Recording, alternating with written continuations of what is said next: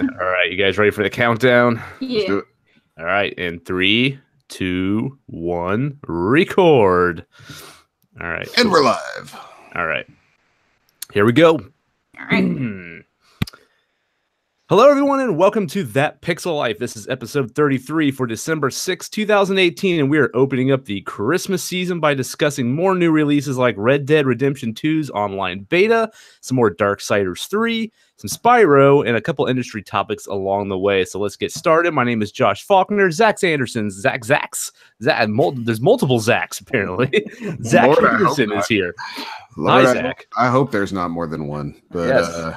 just for everyone's sake. But yeah, no, I'm here. Things are good. You weren't here last week. No, it's it. So my work gets insane during the holidays, and I've had to miss a few shows because of it. But I made it this week. I'm making things happen. So Awesome. Sounds good. Now, Shannon is out this week. He's got some stuff he's dealing with at home, and we wanted to give him time to properly handle that. So we'll probably see him back next week. But Alaina Grimm's here. You were out last week too, weren't you, Alaina? Yeah, man, I was doing that whole maniversary thing. So How'd that go? Oh, dude, pretty well. I gotta say, I was able to leave work early. We got some very fancy but very tiny foods, and we got a little day drunk. It was nice. Sweet. Yeah, it was sweet, man. Awesome. Mike Grimm's here too, taking over Shannon again. Hi, Mike. Hey everyone, how are you? Hi, how are you Dad. doing, man? How was your day? Okay, it was great. How was yours? Hey. Are you eating your vegetables, Alaina? Did you brush your teeth, Missy?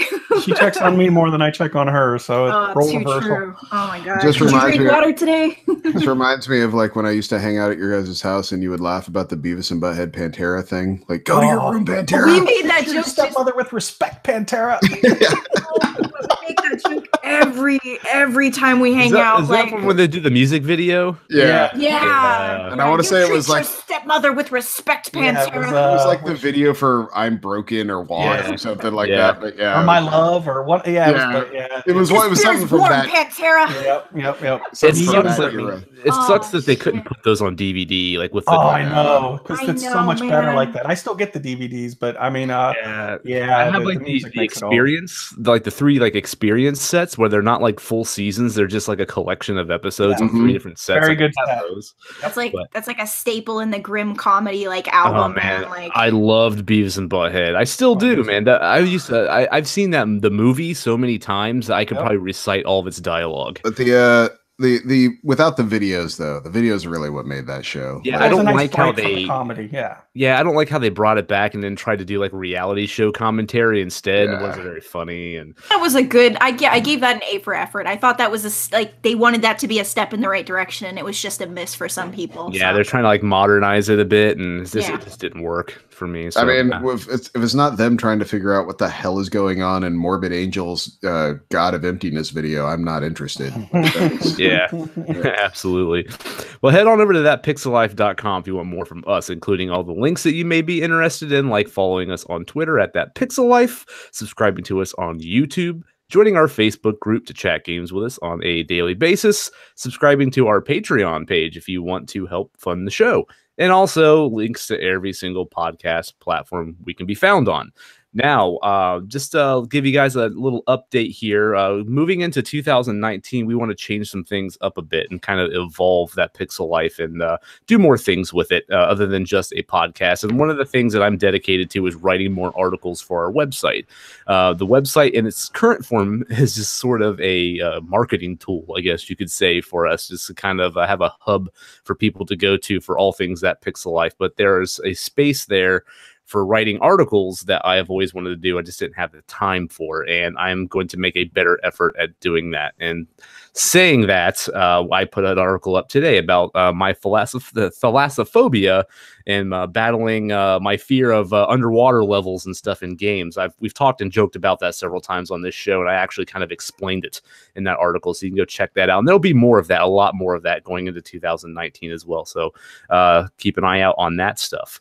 Also, did you guys see this Fallout 76 canvas bag thing that's going on right now? Yeah, that's a pretty expensive trash bag, y'all. Like, Can Bethesda fuck up any more with this game? So look, if you They don't look need at to. that, they have this Power Armored edition, right? It's like $200. Yeah. It comes with a canvas bag, but the bag you actually get is like a shitty nylon. Like it looks like a nylon trash bag. It It does. It looks like it's made out of vinyl, like those cheap like vampire capes you buy your kid at Halloween time. It looks like a reusable bag you pay 10 cents for at a grocery store, and that's what you get. Yeah, like that was not what people were expecting. No, and did they really think that was a good idea? Well, maybe the Chinese food place down the block got a really good price on their bags, and they just, were able to buy a couple rolls of them. I don't know, but man, they need to do something. That game's a hot mess. Well, they made it worse then by offering like 500 Atom points to people for it, which gets you next to nothing. So then there was enough blowback that the last post I saw on Twitter was that they were offering to swap them out. So yeah, they're actually manufacturing new bags, and you can like register and prove that you bought the edition or whatever, and they'll send you a new bag. Oh, man. Which I'm assuming cost them much more than if they had just done it properly in the first place. Like, did you see the photos initially? Like, they look like high quality canvas bags, and now well, that's what they were totally. Yeah, that's what they were selling. Like they were selling like a high quality product. Like. Yeah, they had a thing I saw on social media also where influencers, is what the term they use for like streamers and stuff that are really, really popular that they like give free shit to. They gave them canvas bags for Fallout 76 along with the game to get them to play it, to kind of hype it up more. And they got higher quality bags than the fucking Power Armor edition did. So the people are actually going out and spending $200 on this thing are getting garbage, while streamers are getting significantly better bags for free just for playing the game. And that was a slap in a lot of people's face too, I saw. Well, it's a shitty way to treat your core base too, because you got to I figure the people buying that are usually the ones that are, big time fans and hardcore fans, and that's just shooting yourself in the foot. I mean, you're not going to spend $200 on that thing if you're not a hardcore Fallout guy. That's right. It's just like Mike said. It's just such bad PR to your main core base. Like it's an unbelievably bad move. Like this cost someone that's their job. It maybe multiple people.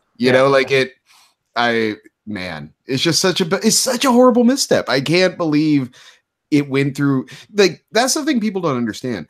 Something like this, before it gets in a box, has to have so many levels approve it. So many people have to sign off on it. So many meetings were had about this bag. I guarantee you for damn near a year, just on the bag that goes in the box. And the fact that it went through all these hoops and no one went like, hey guys, this is a cheap piece of shit and we're charging $200. Like if someone had put this in the $69 version, no one would say a word.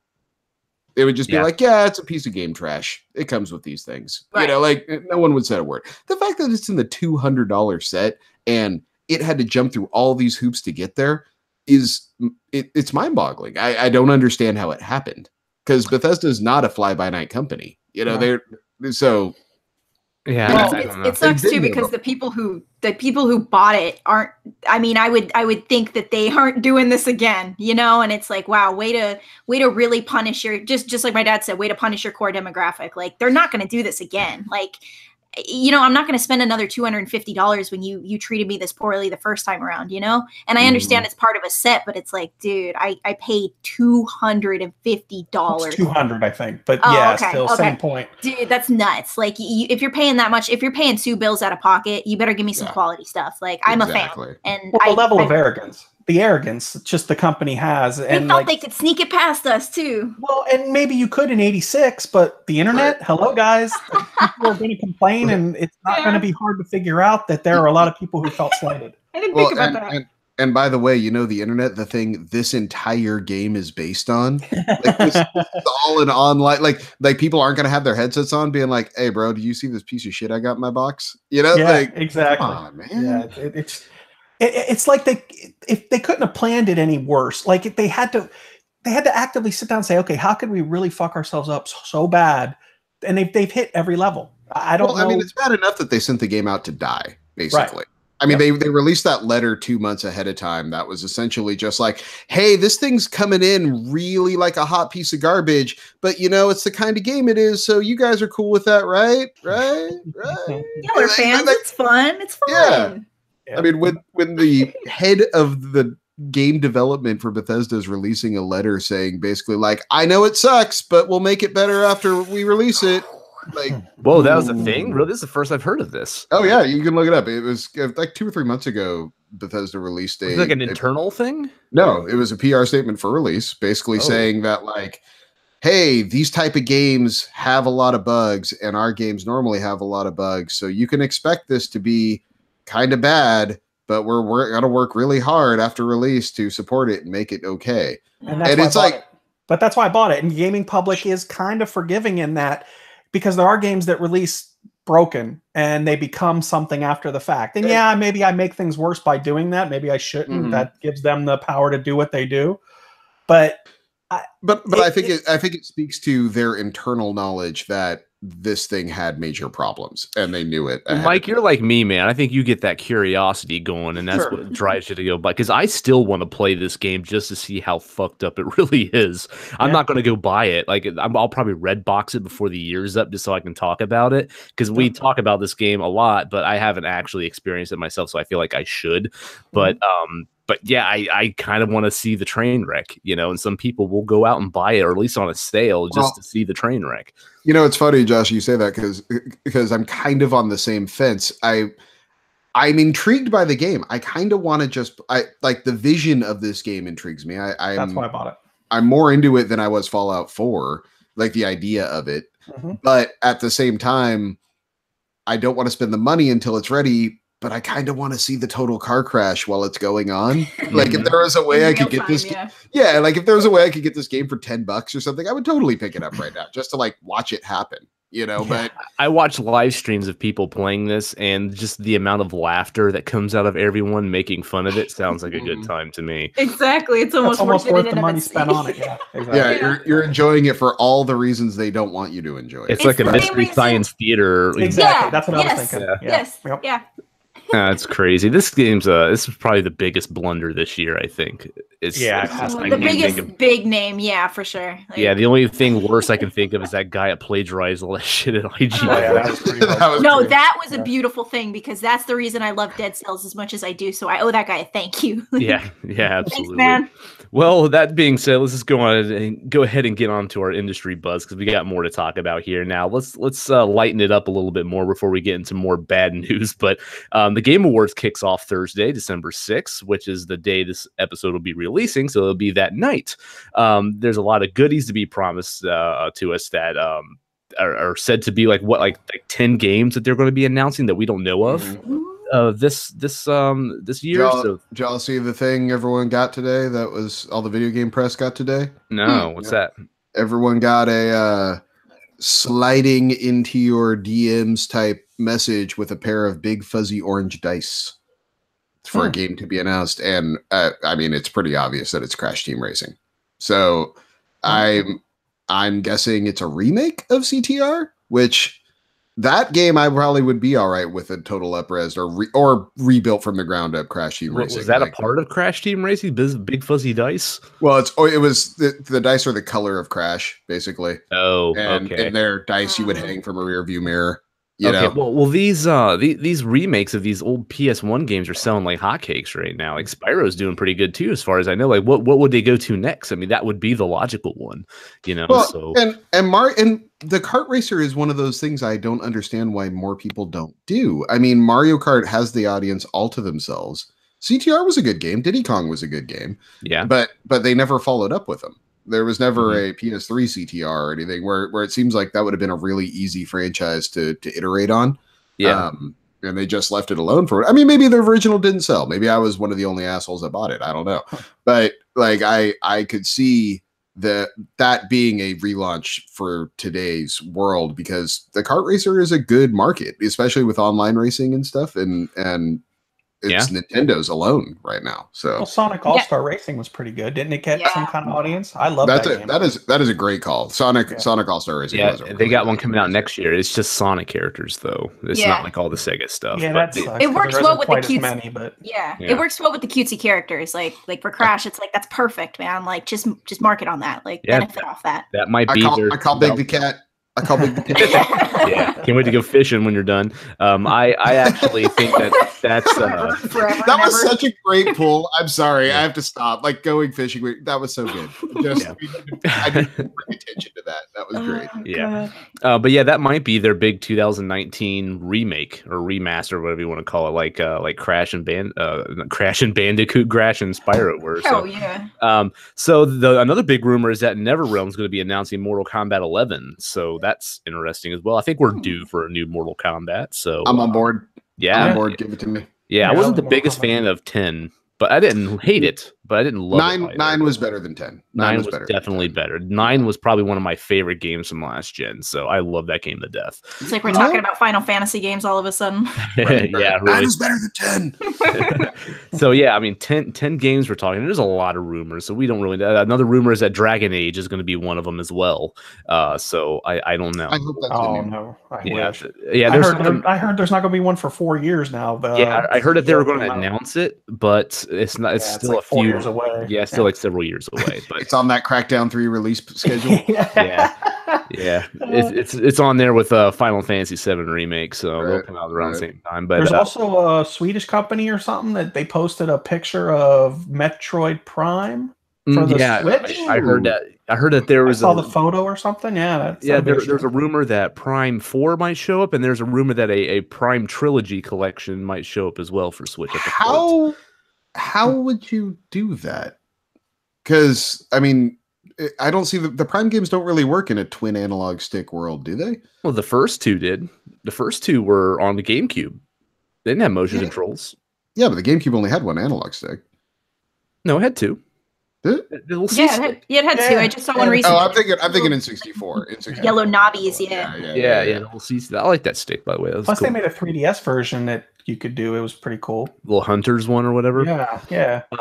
But yeah, they but the third one had motion controls. So that one, I mean, they still have motion controls in the Wii. You can still make that happen. But I guess you could. That'd probably be the easiest way to do that. Would be to do some sort of what's the Squid Game? Splatoon? Yeah, some sort of Splatoon type of motion controls for turning and whatnot. I mean, I would think with Metroid Prime 3 they could easily work standard controls into that though. So I don't see that being a problem. Yeah, I agree. But otherwise, we don't really know. It's all hearsay right now, so we'll see what happens. But out of the nominees for Best Game of the Year, what do you guys think is going to win? Now, Assassin's Creed Odyssey is nominated, Celeste, God of War, Spider-Man, Red Dead, and Monster Hunter World. Surprisingly, I wasn't expecting that one to be there. But I'm not saying I don't see the actual winner, which is Mortal Kombat.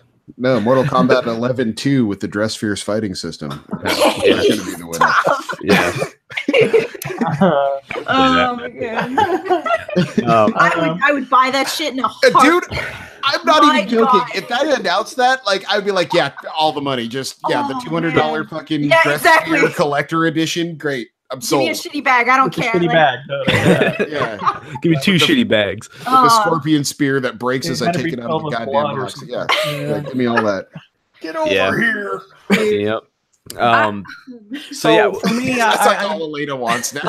I can't stop thinking about it. I'm just like, sweet. I just have this image in my head of like Brock in like a cocktail dress. I don't know. Oh my god! I'm surprised Hunter World got nominated, especially since it came out earlier in the year. That is a game I forget came out this year, and goddamn, it took over my entire life for like a month. Great game. I only played it for like 12 hours, but I loved the shit out of it. I liked it. I know what I'm borrowing next. Yeah, it's fun. Not Game of the Year material, in my opinion, but I still enjoyed it. It's on my list. It's on my list. Really? It's so rock solid, and the improvements they've made. I ducked back in probably 6 weeks ago now, and the improvements they made just to navigation in the world and joining someone else's party, it's so good. It's just so good, and it's one of those. I wish I had more time. I wish I had more time. That is Yep. a game that would take over my entire life if I was still single. You know, like it just is. Yeah. No, the navigation is something I had an issue with when I played on the DS back in the day. So I haven't played Monster Hunter in years, and I'm actually interested in getting back into it. But I'm afraid I'll lose portions of my life to it. There are certain franchises I avoid, and this is one of them. Yeah. It's easily the best one I've played in that entire franchise. Damn it. I'm so glad Black Friday's out of the way. Every complaint I had about that series has basically been fixed in World. Okay. Mm-hmm. And I mean, I'm not familiar with Celeste, even though I've heard amazing things about it, and I have Red Dead just is not my kind of game, but I think it absolutely hangs on this list. Like Monster Hunter World is great. Yeah. So not which one you guys preferably would like to see to win, but which one do you think will win?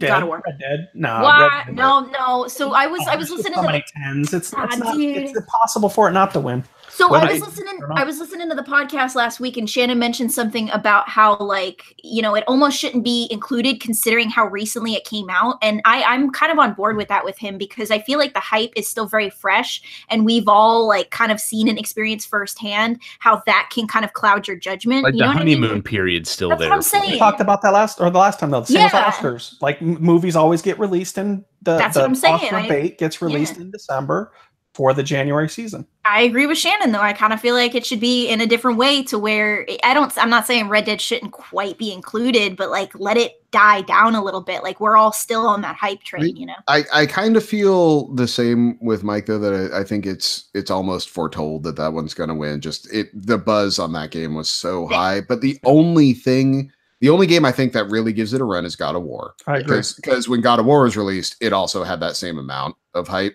to it. Well, not the same amount, but just as positive. And Red Dead is more polarizing. There are enough people that are like, I don't really know about this one, where I didn't remember hearing any of that with God of War. So do you think a cross-platform game gets a better shot than That's a really good that's a good question. Yeah. More sales, I would say. This game like broke records. So yeah, I don't know if that really should be taken into account, but I don't know how they do that. I wouldn't be mad if Red Dead won. You know, I shit on that game all the time. It is a really good game. I'm not gonna lie, it's a pretty damn good game. It's just the controls and the mission structure and the gameplay still bug me, you know. But everything else is so good in that game. I personally hope God of War gets it, but I think it'll be Red Dead. Oh, if we're talking hopes, I'm Assassin's Creed all the way. But that's just I just started playing the DLC today, and oh my god, that game! I'm surprised nobody said Spider-Man, man. I'm really surprised. I love Spider-Man, but it's for me, it's well, I'll talk about a little. Oh, sorry, Mike. Sorry. No, that's okay. I was just saying it's a notch below, but it's a great game. Yeah, for me, I'll talk about Spider-Man more later. Like it's a great game, but it's got some pretty big issues, I think. That's why I think God of War is it for me, because there aren't any issues, and I didn't hear any complaints about God of War the same way I heard about Red Dead. There's issues with God of War for me. Like the tiny text for me like wrecked my shit. The cookie cutter bosses like being repeated. Yeah, I remember that. Fire instead of ice, you know, like that. That they could have put a more variety in there with the bosses, but I mean that's a pretty minor complaint. The game's pretty phenomenal for the most part, but I don't know. I think Red Dead's gonna get it, but we'll see what happens. All right, next up, GameStop announced this week that their third quarter ended in a $488.6 million loss for the company. This seems to be a continued downward spiral for them, because I think the last quarter they announced a big loss as well. Are we going to continue to see this from them?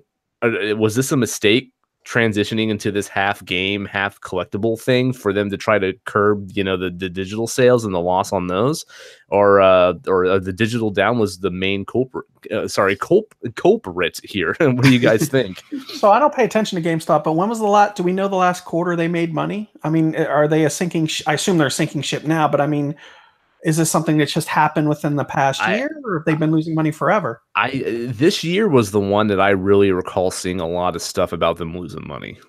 But it just seems to me like they poach like mothers who know nothing about video games. And, like they're in a mall and they're just walking around and their son's like, "Hey, let's go, Mom."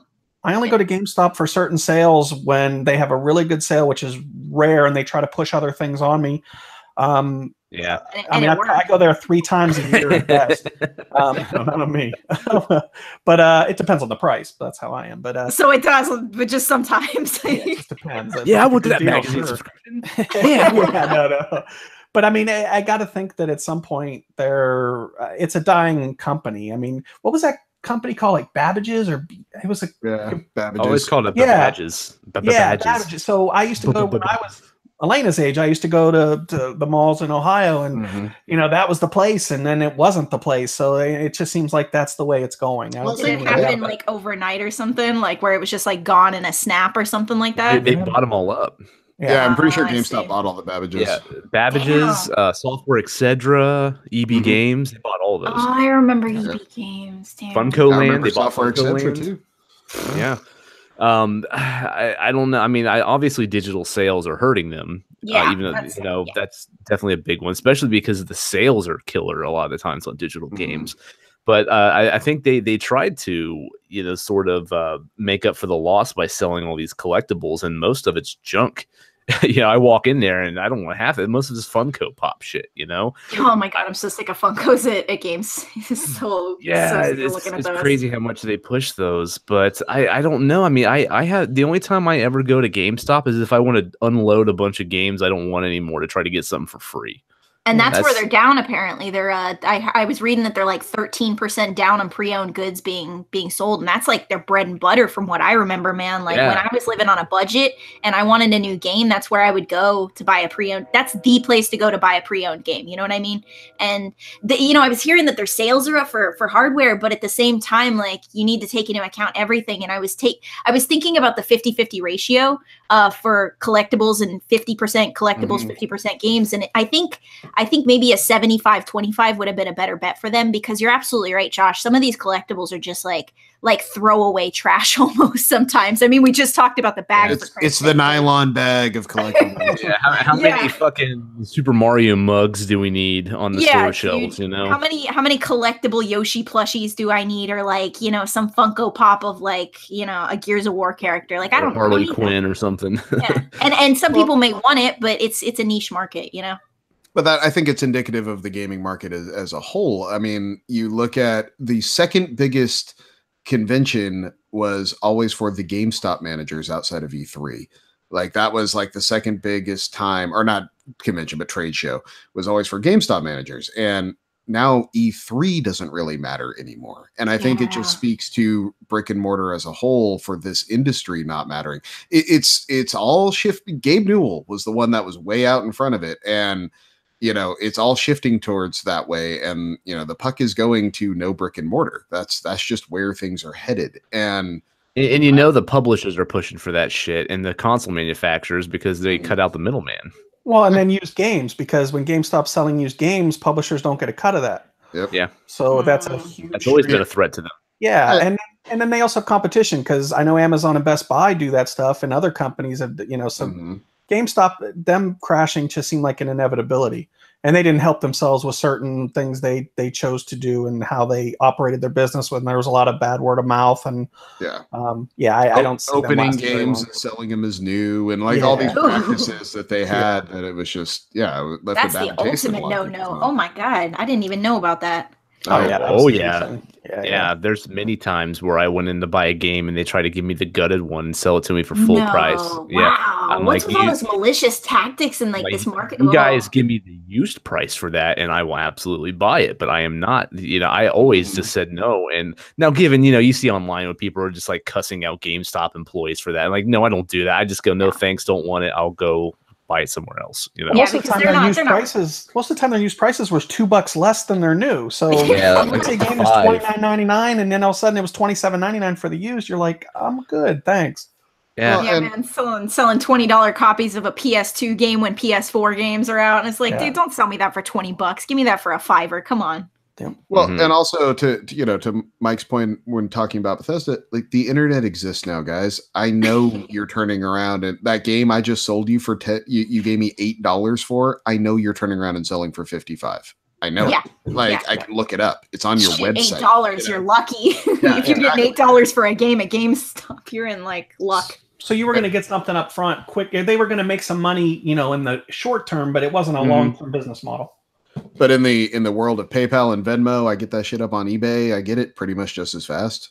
I mean, with it ruins my impulse buying, but with anyone, I mean, like to Alaina's point where she, was scraping by for a little while. I know what games are releasing. I know when I need to have money by, like I can plan for that. It's it's one of those things where why would I get myself hustled when I could make 3 times as much putting it on eBay or wherever, And digital's totally the way to go. Are you guys noticing? I'm noticing this in myself, and I'm like old. I'm older than all y'all, and but I'm noticing that digital for me is like so much easier. I'll play games that are on my PS4 or Xbox as opposed to getting out and swapping a game because I just don't want to swap it out. It's like pinnacle laziness. Oh my god! So you have a nephew or you have a grandson for that. Have him do it. No, it's right there. And I play games more that are digital than I do that are physical. It's just it's just the way it's happening. I actually wanted to talk about that because earlier on the podcast back in April when we started,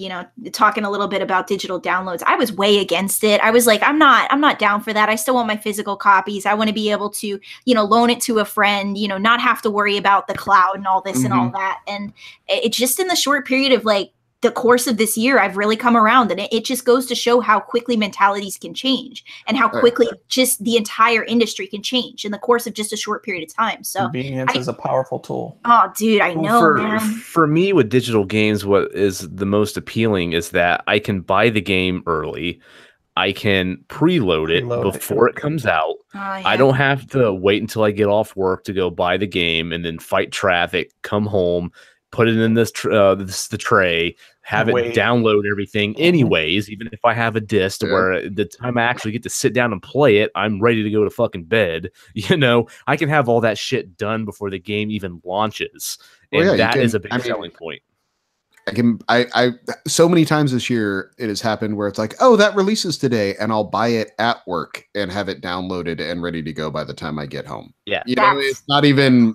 It is an impulse buy for me at that point, and it's convenient, and I didn't have to stop anywhere. It's great. It's great. That's why I'm trying to avoid digital downloads, man, because just like Zach said, it's so much easier to do impulse buys when you don't have to like physically go out of your way to a destination. Because when I go to a Best Buy or when I go to a GameStop, I know exactly what I want. I'm not going for anything else. I'm not shopping around for the most part, and I know they encourage that, but for the most part, I'm really linear. Just like as a gamer, I do this with shopping where it has to be pretty linear. And I'm just going to buy more with digital downloads. That's my biggest fear. Yeah, but it gets so cheap on PC, especially. Speaking, hey, since we're on digital and we're on Gabe, you guys hear about Epic Games? Yeah, they got that. And they're not only doing so on Steam, they do 37s, but they're talking about like a 12-88 split. I mean, they're completely blowing it out of the water.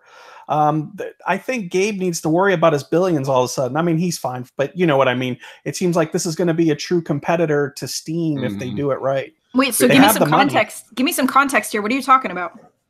So Epic Games is going to be launching a service like Steam for digital gaming, but I guess Gabe kind of started the 30-70 model where it was, they take a 30% cut, but it looks like Epic Games, because they already have their billions from one dumbass game. I'm sorry, from one game. I'm old. Sorry, I prefer other things, but it looks like they're going to be taking a much less cut of said money so that developers can make more. So if that were to occur, there would be some because there's been companies that have come out and tried to challenge Steam, and it's just never really taken off. But Epic Games has they have a lot of money right now, so now's the time.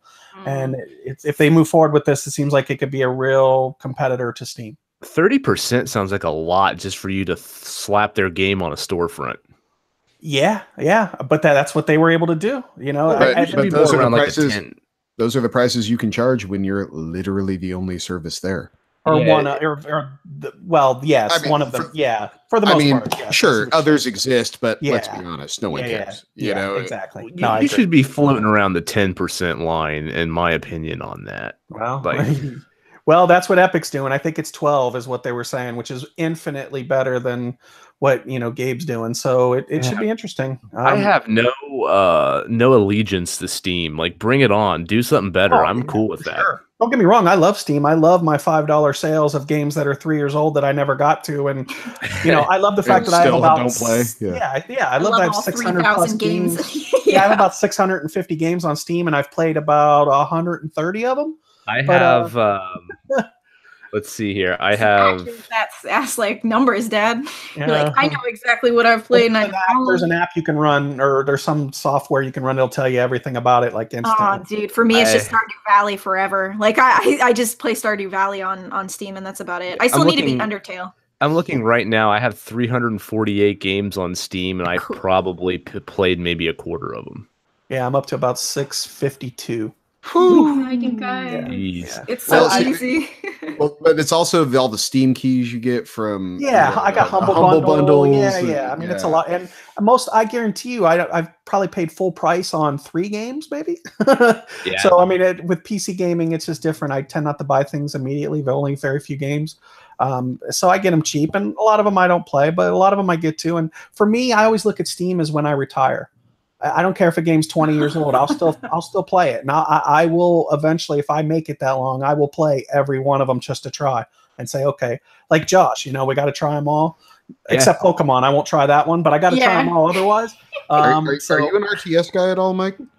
I've gotten there. I hated them when I was younger, but as I've gotten into my late 30s, early 40s, I started playing them more and more. It's just there's such a time suck that I just haven't been able to really dive into them the way I want. The only game I play on Steam anymore is They Are Billions, and it's essentially like a zombie survival RTS, but it is so goddamn good. You like that Jurassic Park one, right? The Evolution or whatever. Oh yeah, that one. That was made by the people that did like the Roller Coaster Tycoon games. Oh, okay. So it's one of those kind of games. Like, where They Are Billions is more of your traditional like Warcraftian RTS. And it's just so goddamn. If you ever see it on a sale, like I have it on my wish list. I just have not seen it cheap enough for me to buy it yet. I've never seen it go on sale. I ended up just buying it full price because I was a sucker for it like that. And then it's the one game I play. It's so good. Interesting. Yeah. Wow. Cool. Yeah, Divinity Sin is the 2. Divinity Sin 2 is the one that I'm still playing religiously on Steam too, or on Steam. But I still play years later. Look at you with that. Oh, so good. When it comes to, it makes me do that. When it comes to Steam, man, right now I'm all about Subnautica. Like, I love that game so much. That game just came out on Xbox today. The final release finally came out on Xbox, and it just hit PS4 as well. Panic Button just ported that over. So check that game out if you have not. It will scare the fuck out of you, but it is super, super good. That sounds on my like list. A water game to me. Yep, it's a water game, all right. It's a hell of a fucking water game too. Let me tell you. Jesus Christ, there's some nightmares in that goddamn game. All right, I'll have to keep an eye out. So, for sure. I don't know if GameStop's going to stick around much longer after the next gen kicks in. I think because we don't really know what they're going to be doing with digital here, and if they really go, all in digital or even more digital than they are now, I think that's going to really put the nail in their coffin. Well, and what I could see them doing is transitioning to a online marketplace, and getting rid of brick and mortar. Because I mean, your Green Man Gaming, they've got a name, it's a cachet name, and if they have can develop some sort of digital trade-in system, if they can partner with publishers for that system, I think there's still value there. But this entire generation, when you step back and look at it, the PS4, Xbox One, all of this was a test balloon by these companies to see if digital works, to see if they still need these prior relationships with these brick and mortar companies. And as it's come to pass, they don't. They figured out that they do not. And now you're going to see the next Xbox with no optical drive, because why have one? You're seeing this.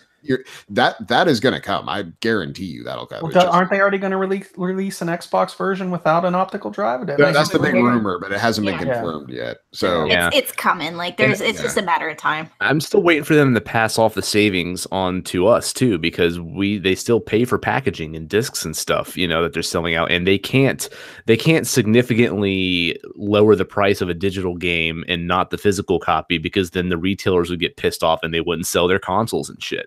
But PSN and Xbox Live haven't done that yet. The reason why I still buy physicals is because I can get it for GCU plus $10 off at a physical But there's sometimes it's cheaper. Yeah, it's of course. But it's still $59.99 on all these. You can find sales, but still, it like to that's what I'm saying. Like right away. Yeah, especially for Nintendo, man. Like no sales. Forget that. That's what I'm saying, man. Fuck physical. Get rid of that shit. Sell the $60 game for $50, and win-win. Yep. Games are getting even cheaper then. I was complaining about them being too expensive, and then Zach put me in my place, and I was like, shit, he's actually right. Like, I did some research after that and was like, he is absolutely right. But a chunk of that game sale goes to retailers for selling it. Sure, there's a middleman. So if they don't have to do that anymore, that's more profits for them. So I wanted to ask, how long do you guys think before, GameStop's gone? I was thinking like 5 to 7 years. Like, I can't see it. Quicker. Really? Well, I mean, unless they, like he said, unless they move to a marketplace or something like that. But if they go status quo, I don't see them making it past the next generation or to the next generation. 2021. I'm giving them until 2021. Wow. We got exact years here. Dude, we're talking $500 million a quarter. I mean, how much do they have to go? How much do they have left? That's bleeding out pretty heavy. I hope ThinkGeek's lucrative for them. Yeah, right. I mean, that's $2 billion a year if they kept up at that pace. So I mean, they're not Apple. We're gonna miss it, man. That's all I'm gonna say is like we're gonna miss it once it's gone. Like there is some magic about going into just it doesn't have to be GameStop. It could be I was gonna say I wouldn't miss GameStop unless I'm walking past it to go to the food court or something. Oh, I missed it. No, walked right past it. Yeah. No, I at least me personally, I don't know. There's some magic about like, walking in a mall and being like, oh, what's up with that GameStop, Because I mentioned that when I go into a GameStop, I have a task in mind. But there are times when I'm like, just being a filthy mall rat and walking around. Like there's some magic to it. There's some love there. So I'll only miss it for dumping off games I don't want anymore to get new games for free. That's the only digital times you won't be doing that. So what's Alaina, let's be honest. Like that speaks more to your generation as well. Malls are dying. Yeah, like, the whole like fucking millennials ruin everything. It's not that. It's like why would I go to a mall? Like I don't do anything. Like 10 years ago, I did all my Christmas shopping like in 2 days. I would go to a mall, fight the crowds, do all that stuff. I've been Christmas shopping like on my lunch break at work for the past 2 weeks, and it's been dream. Fabulous. Yeah, dude, I know exactly what you mean. But don't worry, it'll be blamed on us. It'll be blamed on millennials, the reason the malls are dying, and the reason that cheese is dying, and bagels are dying, and fucking everything is dying. Blame it on me, bro. It's all good. It's all good. Yeah, I'm a millennial. I'm still considered I barely made it, but I'm still considered a millennial. Good, wreck shit with me. It's fine. Ruin avocados. It's cool. Yeah. Toast and all that jazz. Yeah, y'all gave us avocado toast. I'm good with that. You're welcome. But it's just a natural call. I mean, it's just a natural. You're welcome. With the sassy fucking. Yeah, you guys can have your avocado toast. I must be too old because I love avocado. I love toast, but that's just delicious, man. No, throw some bacon on that. Yeah, throw something else on it. Oh. Yeah, then we're good, but not just I want some Brenner, y'all. It's time for Brenner. I'm in the mood. All right, well, let's hop on to the next bummer of the week. Industry. Look at Josh just trying to steer this train back. He's like, you guys are talking about fucking toast and malls and shit. God damn it. Jeez. We're flying across the prairie. Like come back. I can get it back on the tracks. Shut the fuck up. Let's go to the next topic. Not if I have anything to say. So some firms have announced last week that Battlefield 5 has debuted with less than half of the sales of Battlefield 1 back in 2016. We're looking at around 60% less sales than the previous entry in the series. Speaking the numbers of games that got released to die. Yeah, the numbers mostly come from the UK is what we're seeing here. So I'm not quite sure about the US, and we're not including digital sales there. But I mean, the game was already dropping the $30 a week later on sale after its launch. What's going on here? Is this EA's reputation into play? Is it Battlefront 2 snafus that caused this? That are making people regret, spending their money on an EA online game? Like, what's causing this big drop in sales?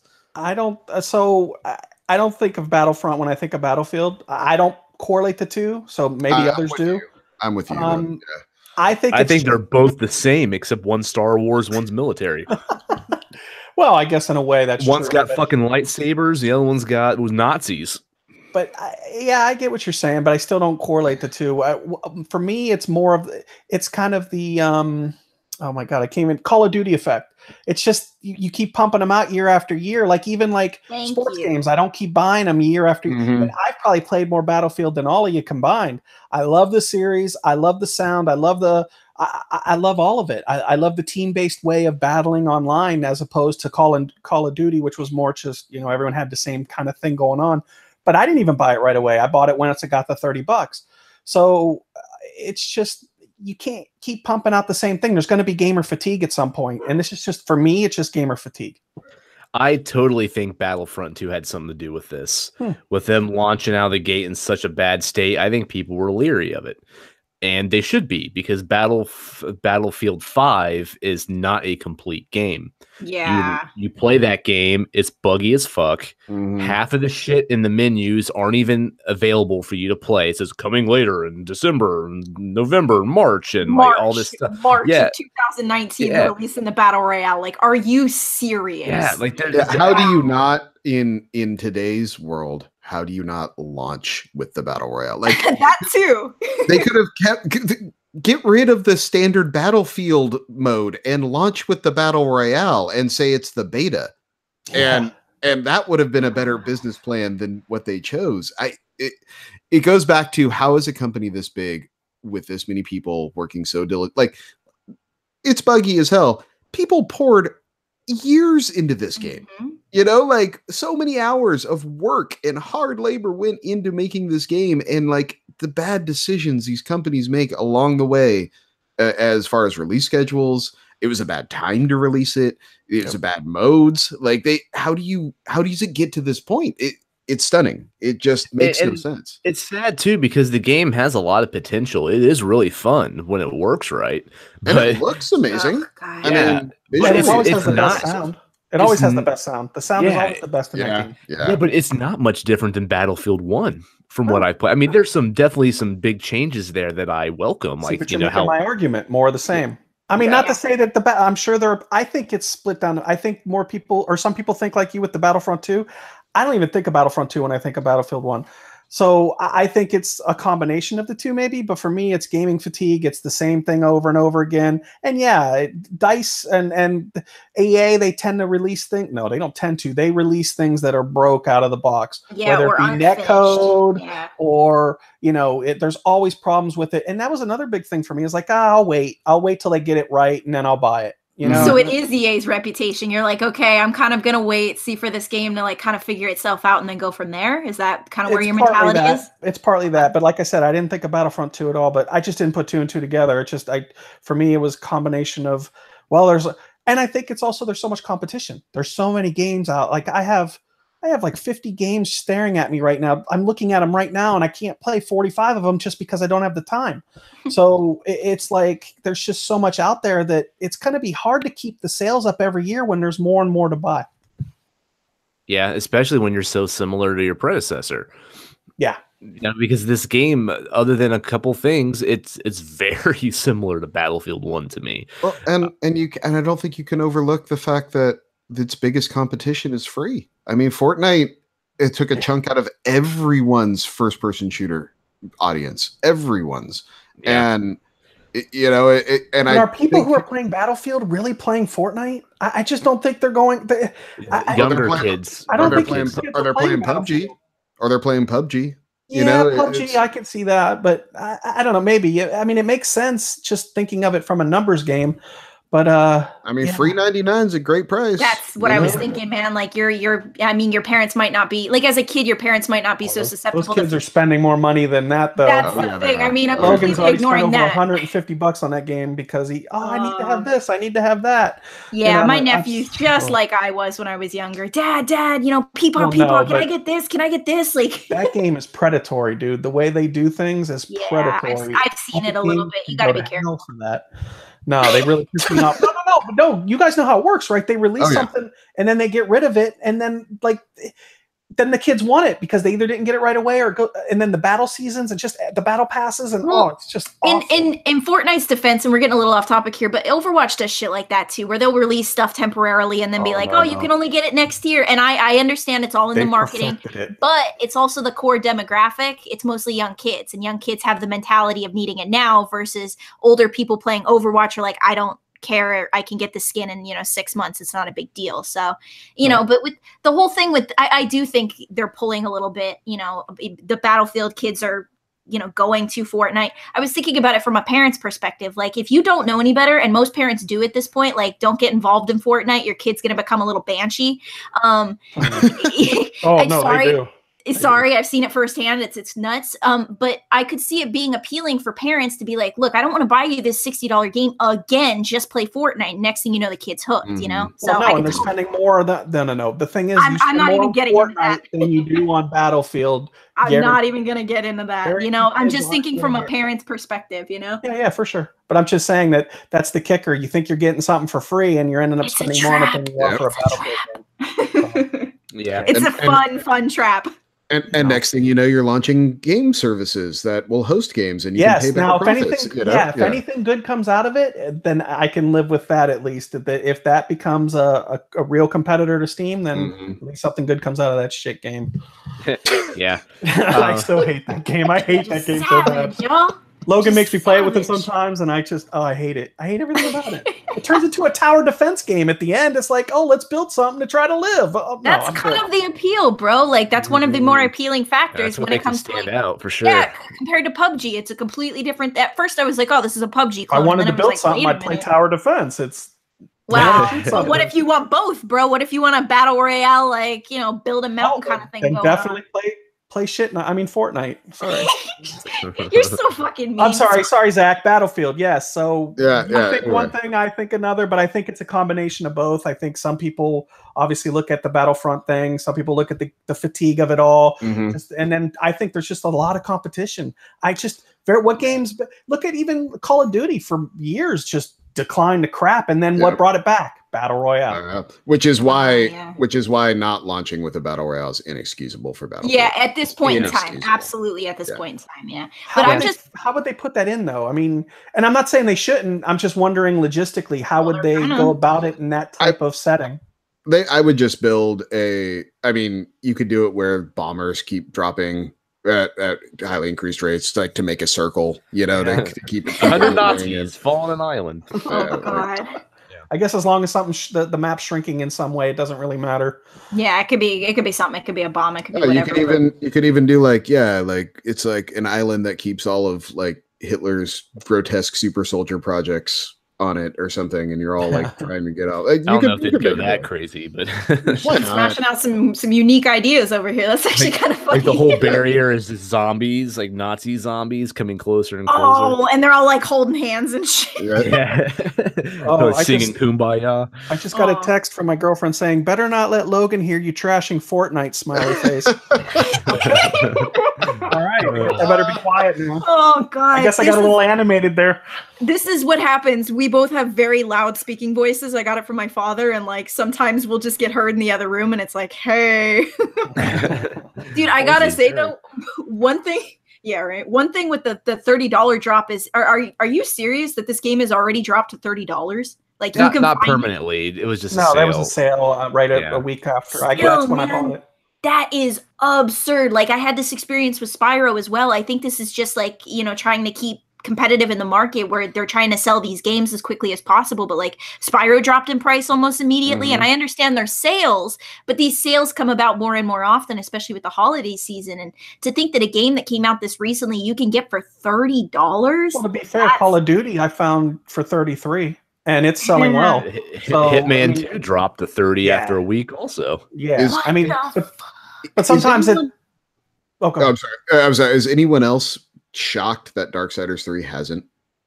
Like, I was actually really shocked. Like, that game had, $20 price drop immediate. Yeah, I agree. I'm surprised, to be honest. It looks like it's selling fairly well from what I'm seeing. Trying to get some money back from those mispriced. Like, yeah, right. They priced it wrong, right? Yeah, so trying to get some money back. Another one. We Happy Few refuses to drop its price. The lowest I've seen it is $41.99, and that was on Black Friday. They keep that shit. That game's poo-poo, man. That game. That's probably the worst game I've played this year.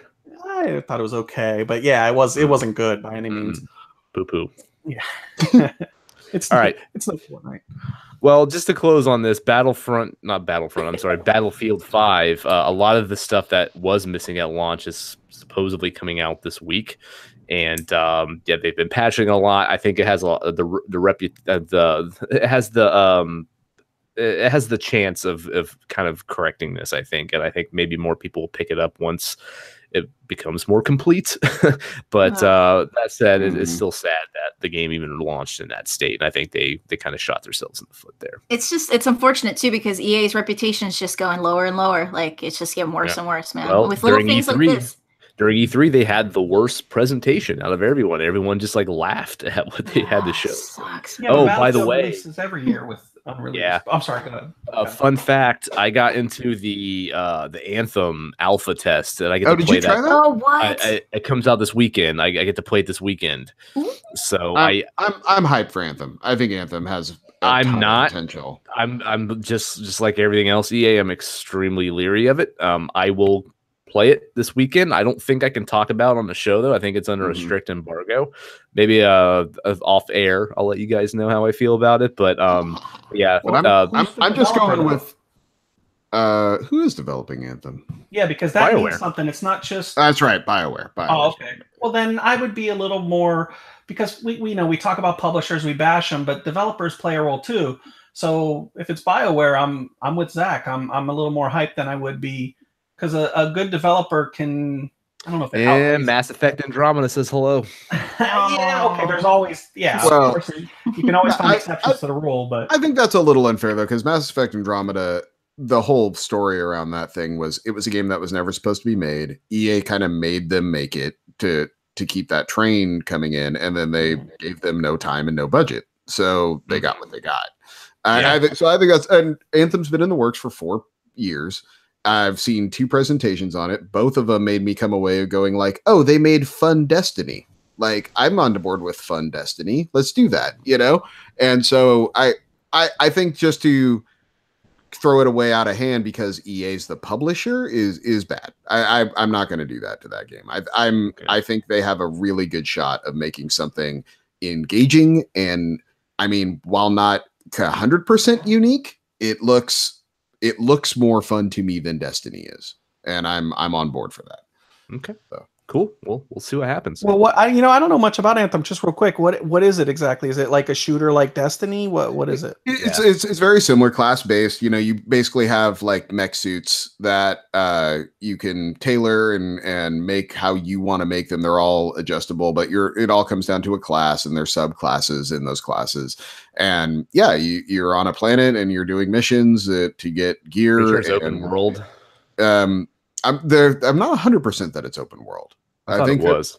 I thought it might be open areas, not necessarily like I can go anywhere type thing. Oh, okay. But again, like they haven't 100% released all that yet, so I don't know. But it's tell you this weekend. It very much feels like Destiny to me when I watch it played. But it just seems a lot more variant and a lot more just engaging and fun. Like Destiny bored the crap out of me. You know, it was one of those things where I would Taken King. I probably got about 10 hours into that. And by the end of it, I just could not stop playing that game fast enough. It just, whatever hooks were supposed to grab you just did not get me for Destiny.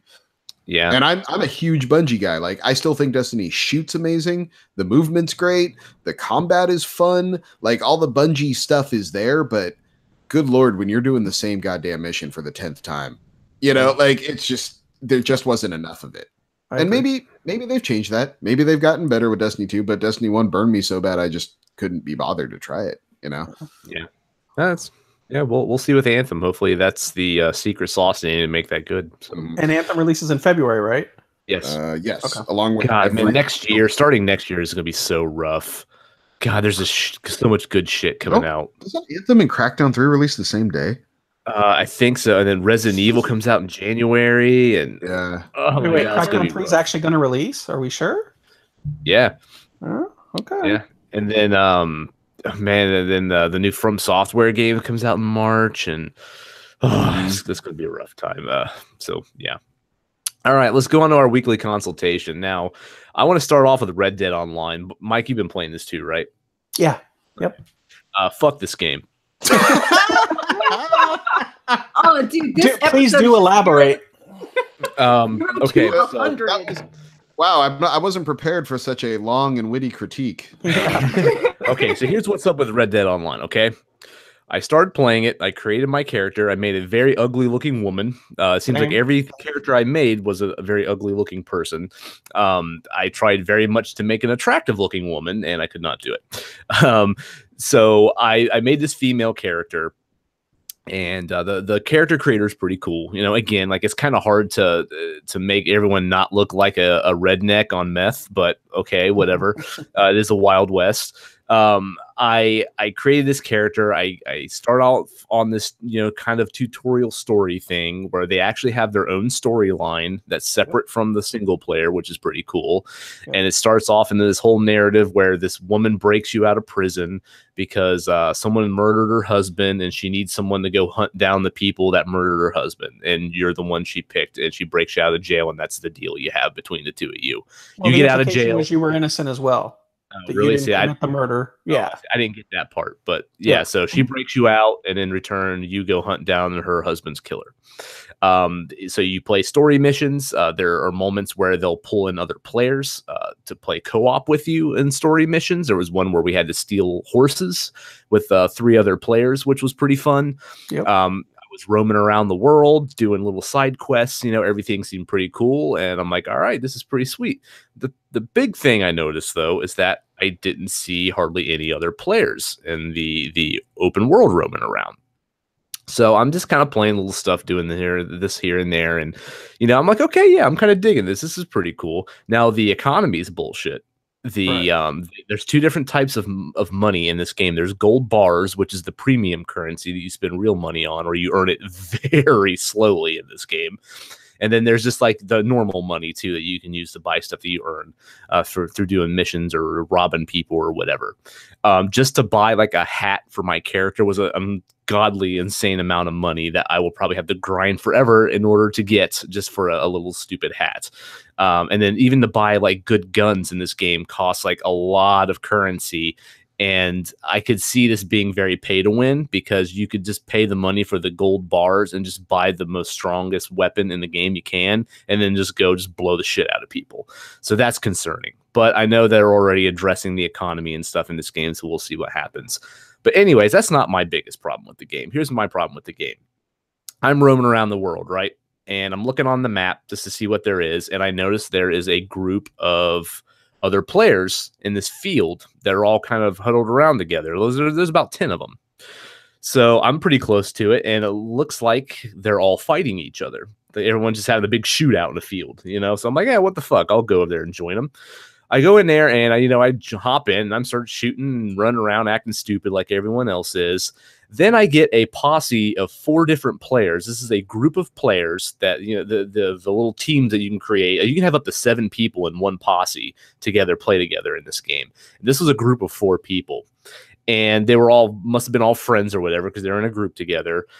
They rode up on horses while I was running around, and they fucking lassoed me with a rope and pulled me around on their horse. All right. So I'm literally being dragged by a horse on a lasso by these guys. Okay. And there's a button that you can mash to try to break free. So I'm sitting there mashing the X button, trying to break free from this lasso. And before I have enough time to actually break off of it, they let go of the lasso to where I can get loose, but while I'm in the lengthy animation to try to get back up to react to this, they lasso me again and just start dragging my ass around everywhere again. So then they all get off their horses and they go up and just start stabbing me with their knives. And I'm literally like, I can't do anything because they hogtied me after this. And I'm trying to break free, and it takes forever to break free. And they just toy with you to try to give you enough time to think you can break free to like run away or attack back or something. And then they just go and they lasso you and they do it again and drag you around and stab you. And eventually I died. Okay. So I'm like, wow, that's a pretty dick move from these players. I respawn. At this point, you're like welcoming death. You're like, please kill me, please. Yeah, just go ahead and let me die here. Stop toying with me, so I can just respawn and continue elsewhere. So I die and I respawn like 10 feet away from them, and they just go back and fucking do it to me again. God. And same damn thing. And so they're lassoing me, giving me enough time to break free. And then as soon as I do, they just lasso me again, drag me around, start stabbing me, ganging up on me again. And there's literally nothing I can do. So then another posse pulls up of there's like 3 guys, I think. And then they all start fighting each other. And I'm still trying to break free from the lasso. This posse kills all 4 of them. And I'm like, oh my God, thank you. Finally. These motherfuckers run up and start doing the same thing to me, start lassoing me and dragging me around. Shit. And so I die again. That's when Zach deletes the game. So I died again, and I'm just like, fuck. So I respawn close to this field again where these people are, and I just start booking it. I'm just running down the field in the opposite direction, just hoping I can get away. Nope, they chase me on their horses, lasso me. I could do it. And at this point, the only thing I could do is exit out of the game. Wow. I had to just exit back into the menu because they were just griefing me to death. Yeah. And I'm sure they're laughing their asses off while they're doing it. And I went out of there, and I will never touch this fucking mode again. If you're going to give people the tools to do this to other players, they're going to do this to other players. It's just the way people are online. You give them the tools to be pricks, they're going to be pricks. This game gives them the tools to be pricks, and there's no repercussions or anything for it. I want nothing to do with this. I'm done with it. So I actually saw some people who, for Fallout 76, did something similar where they were ganging up on a player or a group of players or something. And there was some homophobia involved, and they got banned for life. But it's exactly like you say. You give these players the freedom and the power to do things like this without punishing them. Of course, they're all going to get together, and they're all going to just. It sounds like they spawn camped. Like they figured out a way to where you spawn in the same place every time, and they were like, "Now let's just fuck with this guy." Fallout does the same thing. If you die to other players, they respawn you close by to the players, and then they can just go do it again. They do the same thing. That's what I'm talking about. Like, why, and why can't you respawn me back to my base? I would much rather walk all the way back than deal with that shit again. Yeah. Or give you the option. To be fair, It's a beta, though, guys. It's a beta. It is a beta, but so it could become something more. But yeah, I agree with you. Now, for me, I didn't run into that problem, so that sucks. For me, it was more, I enjoyed the missions that I did with other players. The PvP stuff wasn't quite as fun. It was kind of like, there's a lot of work still to be done. The shooting mechanics aren't strong enough for that to be fun to me. Because I played some of that too. I played just like the team deathmatch one. Yeah. And the shooting mechanics just weren't strong enough in that game to carry a multiplayer mode like that for me. Now, I will say I haven't been able to play yet because unfortunately you can't pick the mode you want to play. But I read something where a guy said that he played their version of Battle Royale, and he said it was the most intense version of Battle Royale he ever played. It's either 16 or 32 people. And the thing about it is you all start with a bow and a knife. It's not like Fortnite where you can pick up better weapons than someone else. You all have the same thing. Nice. So while it's not fun to watch because there's a lot of people crouching in Gears of War style, hiding and then peeking out and shooting, he did give a scenario where there was 3 people left and him and another guy got up and bowed each other at the same time, bow and arrowed each other, and the third person was watching and won. So to me, that sounds fun as shit. I'm hoping that when they fix it and, it comes out of beta and you can actually select the mode you want to play, that's something you can do, because that sounds fun to me. I'm down for that. That sounds almost like Last of Us type. And to me, player kind of, yeah. I'm a huge Last of Us remastered online. To me, that was one of the best online modes of any shooter I've ever played. So that sounds fun to me. So I'm hoping that once everything comes out of beta, we'll have a better idea of what the game really is. I would just say, don't say you'll never play it again until at least you get an idea of what it's like once the beta's done. Yeah, but here's the deal. I played GTA Online and I hated that shit too for the same reason. This seems very similar to me.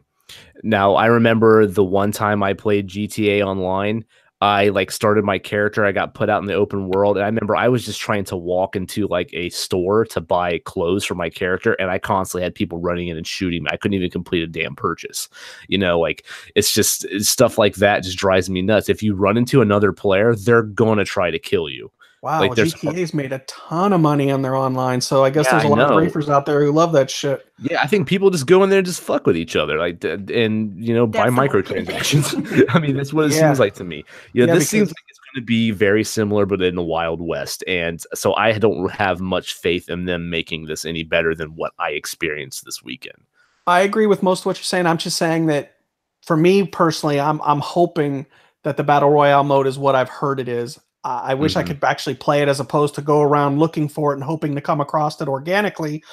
But I definitely want to try that, as that's something that I feel like I could play online as far as Red Dead, Redemption. Yeah, you can back out to the main menu, and they do have like modes you can select for the competitive stuff. See, I couldn't find it. It popped up on me, but all the game modes are together in like one mode. Like they just like randomize them. So I still couldn't pick which one. Right. Okay. That's it then. Yeah. So it's randomizing. You got to hope to come across it. Okay. Yeah. They just randomly do it, and you just hope that you get the mode you want, from what I saw at least. Okay.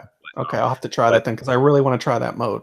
Yeah, I mean, a lot of people are playing this. I mean, I'm sure it's going to be popular. It's probably going to make a shitload of money for Take-Two and Rockstar. But for me, I have no interest. I'm done. From what my experience was, I'm not dealing with that shit. That's not fun to me at all. Yep. I agree. So. All right, moving on. Now, Mike, have you been playing more Darksiders? I've only put about 4 more hours in. I've gotten to another boss, and same here. More of the same. Not bad. I enjoy it, but I mean, it's what we talked about last time. It's the graphics aren't great, but I enjoy the combat. The bosses, I feel like they're progressively getting more difficult. And from what I've read, they become almost Dark Souls-like at one point. Not quite as bad, but pretty difficult. So, I like the game, but I can see why there's a lot of, people out there who don't like it as much as I do. To me, this game seems to be the same quality of the other two, because the other two games were not like, oh my god, amazing games either. They were kind of AA, with some jank in there. But still wholeheartedly disagree about the first Darksiders. I do as well. I thought Darksiders 1 was like the best Zelda game ever. I like it better than Zelda. Wait, what? The best Zelda game ever? Yeah. The first Darksiders is the best Zelda game ever made. Hands down. That I don't agree with, but no. Me and Zach will live in the minority on that one. We're right, but we'll live in the minority. Josh, you never beat it, and it has the best ending. God damn it, the ending of Darksiders is so good. Among the best of all endings of all time. Yeah, it's so good, and they never carried through on the promise of it. 2 was such a letdown, though. I mean, I liked 2, but it was not 1. But man, when Darksiders 1, it ends on the biggest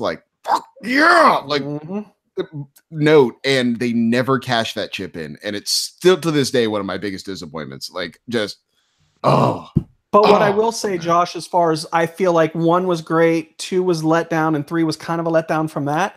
But I thought 1 started so strong that they've progressively gotten a little worse, but I still enjoy them, for me personally. Now, I will agree with you that I think the first one is the best one by far. I think the second one was pretty good too. I think the third one's pretty good. I don't hate either one of them really. I'm probably around the same spot that you are in the game. I did hit a secret boss I found in a secret area where he wrecked my shit twice. Yep. And I was just like, I'll come back to him later, because it was like on a sidetrack thing. It wasn't even on the main path or anything. But for the most part, again, I don't see the hate for this game. I think it's about what I expected a Darksiders 3 to be from a sort of mid-tier AA developer. I do think most people should wait to get it on sale. I don't know if I would pay $60 for it, but at the same time, it's far from bad. I think it's rather enjoyable, and I'm curious to see what Zach thinks of it. Are you still going to play this, Zach? Oh yeah, it's definitely. I'm a fan of the series. I like the Darksiders world, but I just haven't had the time to start it up. But it's definitely on my list.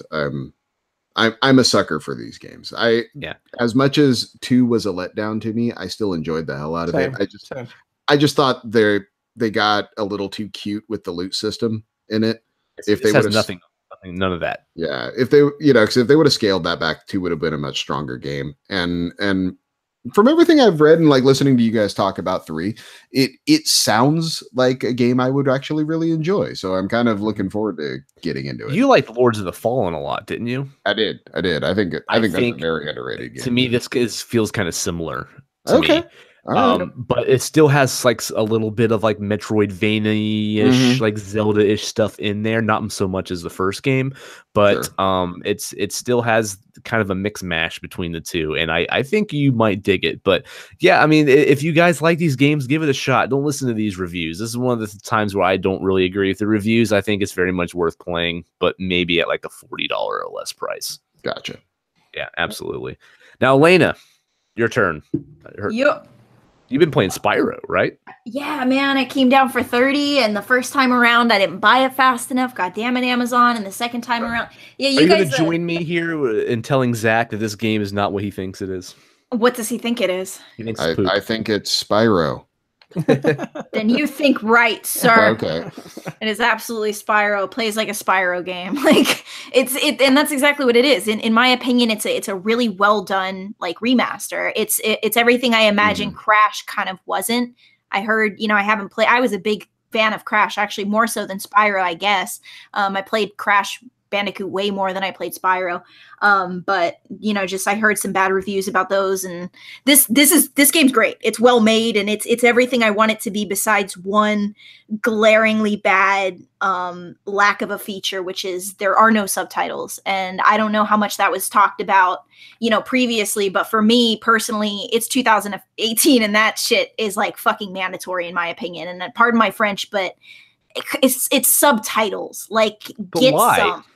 Because there are people out there who are deaf and play video games. Like I don't, and there are people out there who are hard of hearing. And I personally, I understand that, but I'm talking about for you. Like, why is that a problem? I understand if you're sticking up for the people who need them, right? But for you, why is that a problem? Well, other than it being a personal preference, I don't have the world's best hearing, and oftentimes for me, I'll have dialogue that I'll miss, and I'll be like, "Wow, subtitles would be great," but I don't have that issue anymore because every single game I've played in 2018, whether it was released in 2018 or not, has had a subtitle option. The fact that this game does not, none of these 3 games have subtitle options.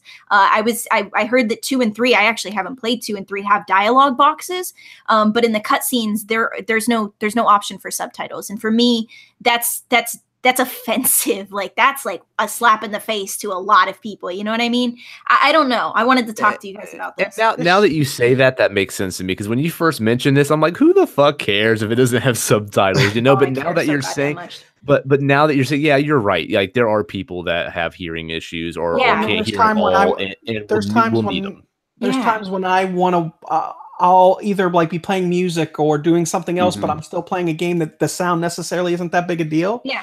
And I'd want the sound or the subtitles. Or you're a parent and you have loud children. Yes. I was just about to say, for me, I play all my games with subtitles on because my kids are always running around or yelling about something or playing or doing something. And there's moments where I'll just be like, what did they say? I have no idea what this and then it's gone forever. Cause I'm not going to, the game auto saves and next thing you know, it's over and I can't. I get that now.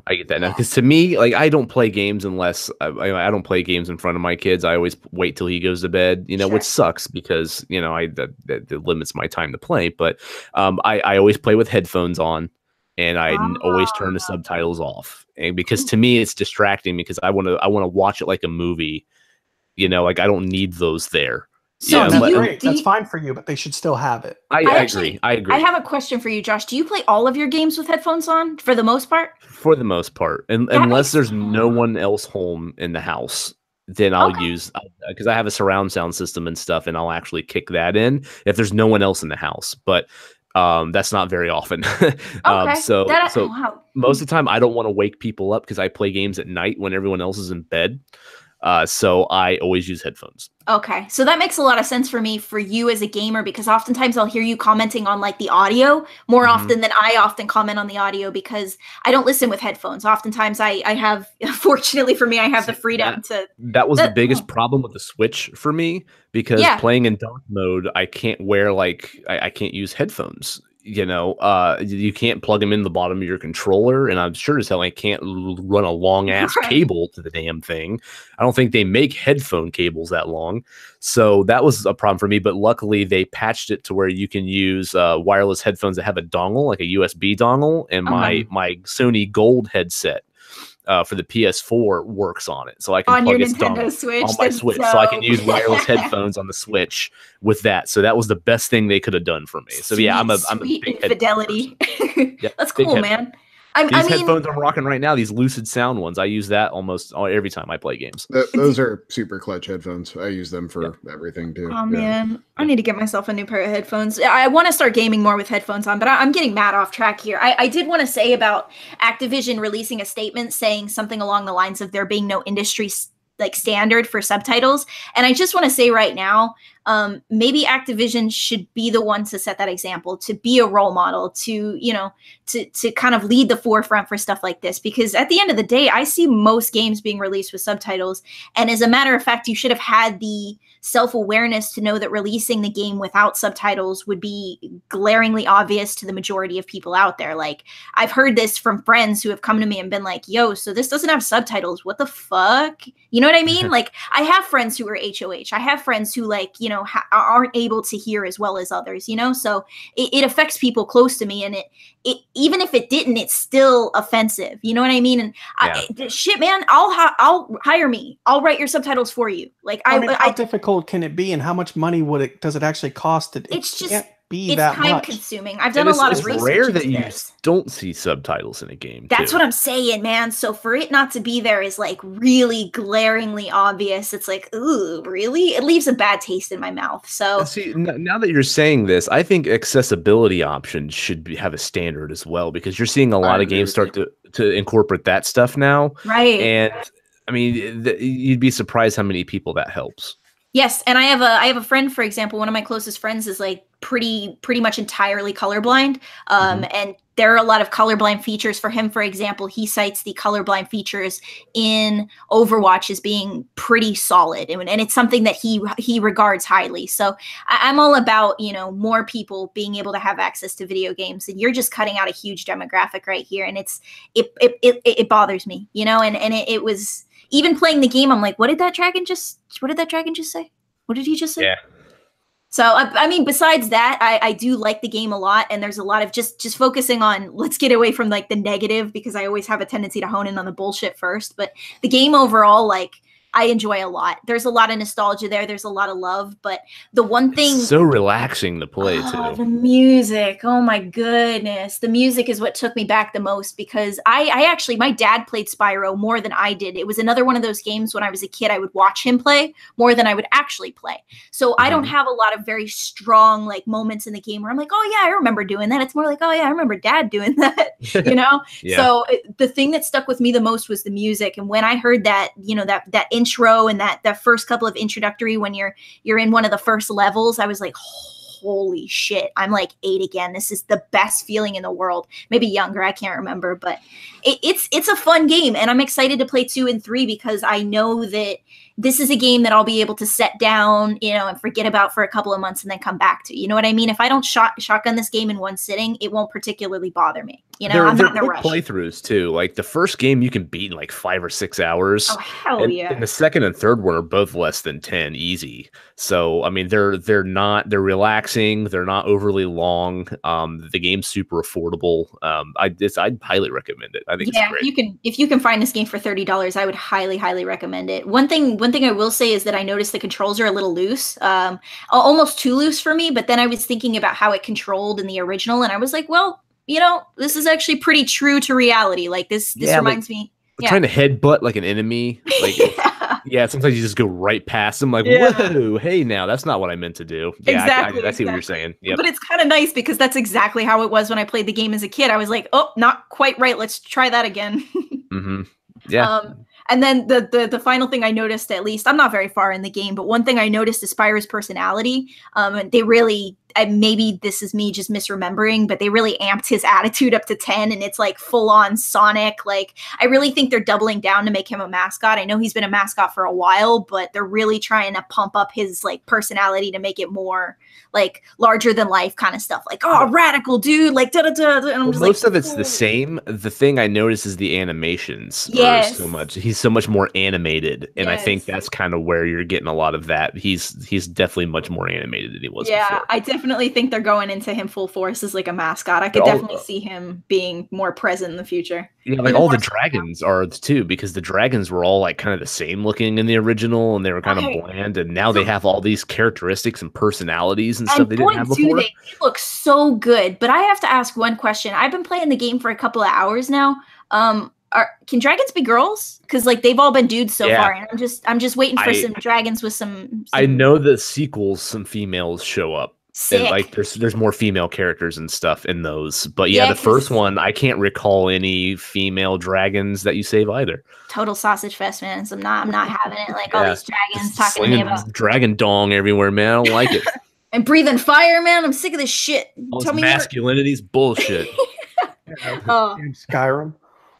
Oh god, yeah, man, it's a fun game. It's something I've been enjoying, and then I've been playing some mobile games on the side, but not enough to talk about. And then just Pokemon. I'm actually we talked about this earlier today, but I can't believe I'm saying this. I'm behind all of you. I have less gym badges than all of you. I think no, Zach, not all of us. Well, Dad, I can't count you, motherfucker. You ain't playing nothing. Like, I'm still working on my first one. Yeah, he's still playing Red from 1998. He's like, how do I get out of the house?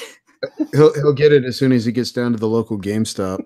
Pick it up. More like Babbage's. Right. Oh, dude, we get that from Toys R Us, right? Yeah. Yeah, the cutscenes though I do enjoy a lot. One of the cutscenes for me, and we've talked about this with remasters about how, or remakes or whatever we're gonna call them, about the cutscenes kind of living up to what you imagine them to be as a child, and that's the thing with Spyro for me, and that's the thing with Pokemon with me this time around, is they're really living up to how I imagine them to look in my head. Like the Spyro remaster looks as good as my child brain made it out to be, and some of these cutscenes in Pokemon, one in particular, the ghost in Lavender Town in the Pokemon Tower, that cutscene in the newest version is so exactly how I pictured it as a child that it just fulfilled a dream for me that I wasn't even looking to have like fulfilled, if that makes any sense. It's like, oh my God, this is exactly how I am. Oh, and it's one of the most fulfilling feelings as a gamer. Despite the fact that I played this game 1,000 times now, like in every iteration, whether it's Fire Red or Leaf Green or the original or this or that, it's just, man, it gets better every time. Like, oh. I had that moment happen to me when you have to wake up Snorlax when he's like laying in your path. Yeah. Like there's this whole cutscene that plays out, and it's like, man, that was totally the shit that played in my head when I woke up Snorlax in the original, even though none of those cutscenes existed back then. Exactly. That was like what was in my head, where it's like, hey, get out of the way, Snorlax. He's like, fuck you, and then we battle. Fight me. Yeah. You fat Fuck you, bastard. fight me. Wake your ass up, you lazy. So Zach, I have to ask, because I really don't want to be the furthest behind in this game when I have the most free time. What gym badge are you at right now? I'm also at 3. Fuck, thank God. I just beat the Ghost Tower. That's yes. Okay, I have 4 badges. We're good. Because y'all have children. Y'all have full time. Well, no. So the thing is, I've got a wife that is obsessed with this guy. Like, she stole the Switch. Like, I don't even get the Switch anymore. It's like hers now. And she's walking down Victory Road. Like, she's way up there. She's damn near at the end. She plays for hours a day. Your wife is a badass. The more you talk about her, the more I'm like, she's just the best. Like Alaina's new role model. Big time. she's about that Pokemon life. I'm giving her gifts on Pokemon Go every single day. She's like, nope, first Steffi, every time, and then your son, and then you, like, way later. Way later, yeah. Oh, tell her she's a queen. Oh, I will. So with some of these names I'm hearing with Pokemon, I'm thinking the next version should be Pokemon Venereal Diseases version. Pokemon VD. It's like 18, but different. Hey, you can learn about all sorts of ailments, and that's how we're gonna be teaching kids about STDs in 20 years. It's gonna be Pokemon STD and Pokemon. Hey man, there is a Pokemon that looks like a condom too. That one, the plant one. Dude, I don't even want to get. Bellsprout or whatever. Bellsprout. Jesus.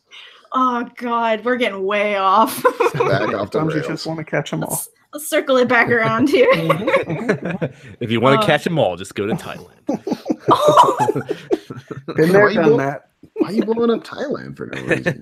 It's the greatest country on earth, man. So Zach, you've been playing Spider-Man, right? Actually, you finished it, right? Yeah. Yes. So that's Do you know kind how of many times I keep saying to myself, I'm going to sit down and finally finish this game, and I never do. It's all the backpacks, bro. You got to get those backpacks, bro. I know. So funny enough, I actually did end up. So I beat the game, and then the last 2 days, like I want to start something else, but I know if I stop playing Spider-Man, I'm never gonna touch it again. Yeah. And while I still have all the controls down and everything like locked, I'm like, I might as well just work on clearing the map. So yeah, I got all the backpacks, did all the fist towers, like all that type of stuff. Because the combat does get really fun in that game after you hit a certain level and have all the moves unlocked and everything. Mm-hmm. It becomes like that was one of my biggest arguments at the beginning of that game is the combat just is really laborious because your moves are it gets really repetitive. Your move set is very limited. Your combo ability is not all that great. But as the game unlocks, all that gets way, way, way better. I just wish they would have fed that to you a little faster because by the time I could see people tapping out by the time I started enjoying it. To kind of go back on what we were saying earlier, I think it's a great game. I think it's a really stellar accomplishment as far as open world games go. I think traversing through it is always entertaining.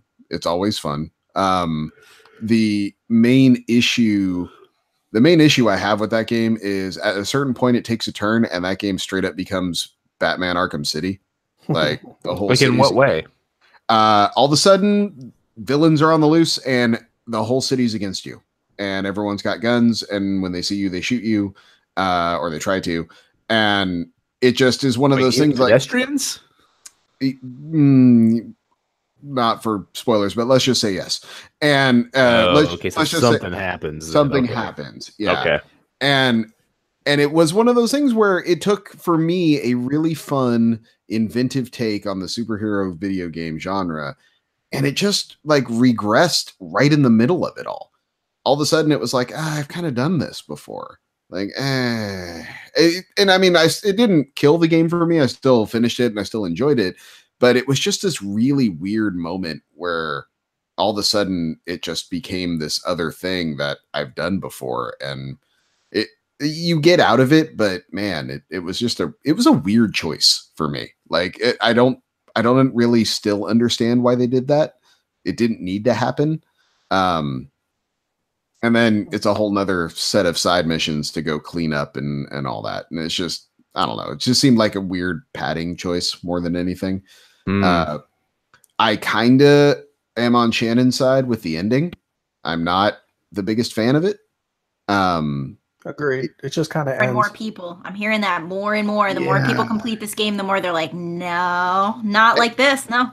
And that's the thing is it's not a bad ending. I'm not going to sit there and stomp my feet and be like, oh, it ruined the game. The ending was so bad. It just stops.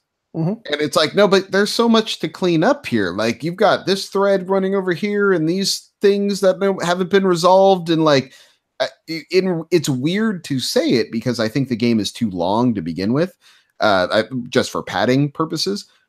The game needed about another 3 hours of story missions or something to play out. Like less backpacks, more story. Yeah, like they needed more resolution. And granted, you know, they're baby birding you to buy the next one where they're gonna probably work all this stuff out or fast forward 6 months or whatever. But it still just is one of those things when it stops, it's just like, no, not like this. Don't stop. What are you doing? This can't be how this ends. You know, like this, I wasn't ready yet. And so it's a little conflicting in that regard. But my overall stance on the game is I think it is carried by its story. It's a great story. it's a great reimagining of the Spider-Man universe. I love the choices they made with Mary Jane, with Otto Octavius, Osborn, Aunt May. Aunt May, I think, was great. Harry Osborn is actually secretly really intriguing, and I'm kind of think they're going to go away with him in the second game that I don't think is Green Goblin-ish, and I think it goes to another villain, which would be really crazy to me. So it's one of those things where I'm on board with taking all these long-standing characters and reimagining and breathing new life into them for a new take on the universe. Like I like that. Let's do more of that. And I think that is the real strength of this game, is the narrative. The rest of it gets a little bogged down. I think they spread themselves a little too thin with stuff to do in the city, quote unquote. But overall, I think it's an amazing effort. It deserves to be on people's Game of the Year lists. It'll probably be on mine. I don't think it makes the top, but I think it definitely is worth a nod of just the achievement of what they made. It's an amazing game. It really is. Awesome. It's on my list. Yeah, it's definitely on my list. And I need to sit down and finish it because I'm pretty far into it. Like, how long did it take you to beat by hours, do you think? Go ahead. 25, 27, somewhere around. It was pretty long, wasn't it? Yeah, I put it in that 20 to 25 because I get the point where I'm like, screw it, I'm just mainlining it. And so that's what I need to do. Yeah. So I would say probably the 20 to 25, right in that. Because I'm probably 12, 13 hours into it right now. So yeah, I need to just wrap that one up. Well, you haven't hit the. It sounds like you haven't hit the moment I was talking about earlier with where the game kind of switches for a little while. No. World. That part didn't bother me as much as it did you. I mean, if you're going to emulate, I get what you're saying. I don't disagree with it. It just didn't bother me because if you're going to copy something, why not copy a great game like Batman? You know what I mean? Sure. But I understand what you're saying. And maybe I was being a little too negative about it. It was more just that before that happens, it felt like everything was really new. You know, like they had taken a really cool take on all of these mechanics and like breathed new life into it. And then all of a sudden it was like, and hey, remember this from 5 years ago? We're going to do that for a little while. And it was like, okay. Yeah, I get it. Yeah. Yeah. I understand. Gotcha. All right. Well, let's move. Well, hold on a second. Mike, is there anything else that you're playing that you want to talk about? Oh man, I'm just about to skip right over you, man. I'm sorry. I just jumped in on the ones you guys were talking about. I'm not, like I said, I'm playing the DLC. I just started the DLC of Assassin's Creed. I put about 3 hours into that, and it's pretty cool. The storyline's pretty slick, and so is it like its own standalone story campaign? Yes. Yes. And it's. I thought I read somewhere they said they were talking about how they weren't going to add any new map. They were just going to use the same map because it's so expansive. But I think I'm in a different area that I wasn't in before.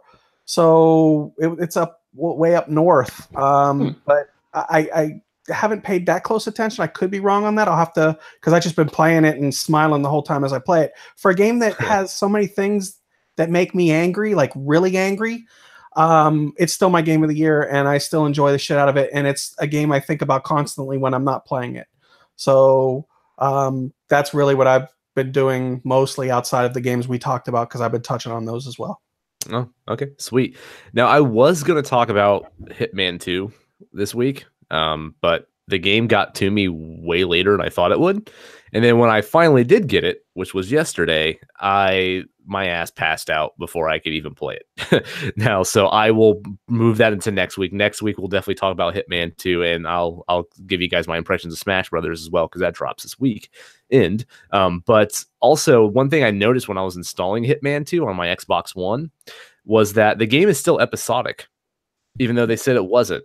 Like, it's still very much episodic. The game installed into like 9 different chunks, like they were separate games. Oh, so it isn't that they just kept it as the structure of the game, but that actually is so I wonder if it was like a last minute choice to ditch that. I think this was supposed to be season 2, and they just said, screw it, call it Hitman 2 and throw it in one package.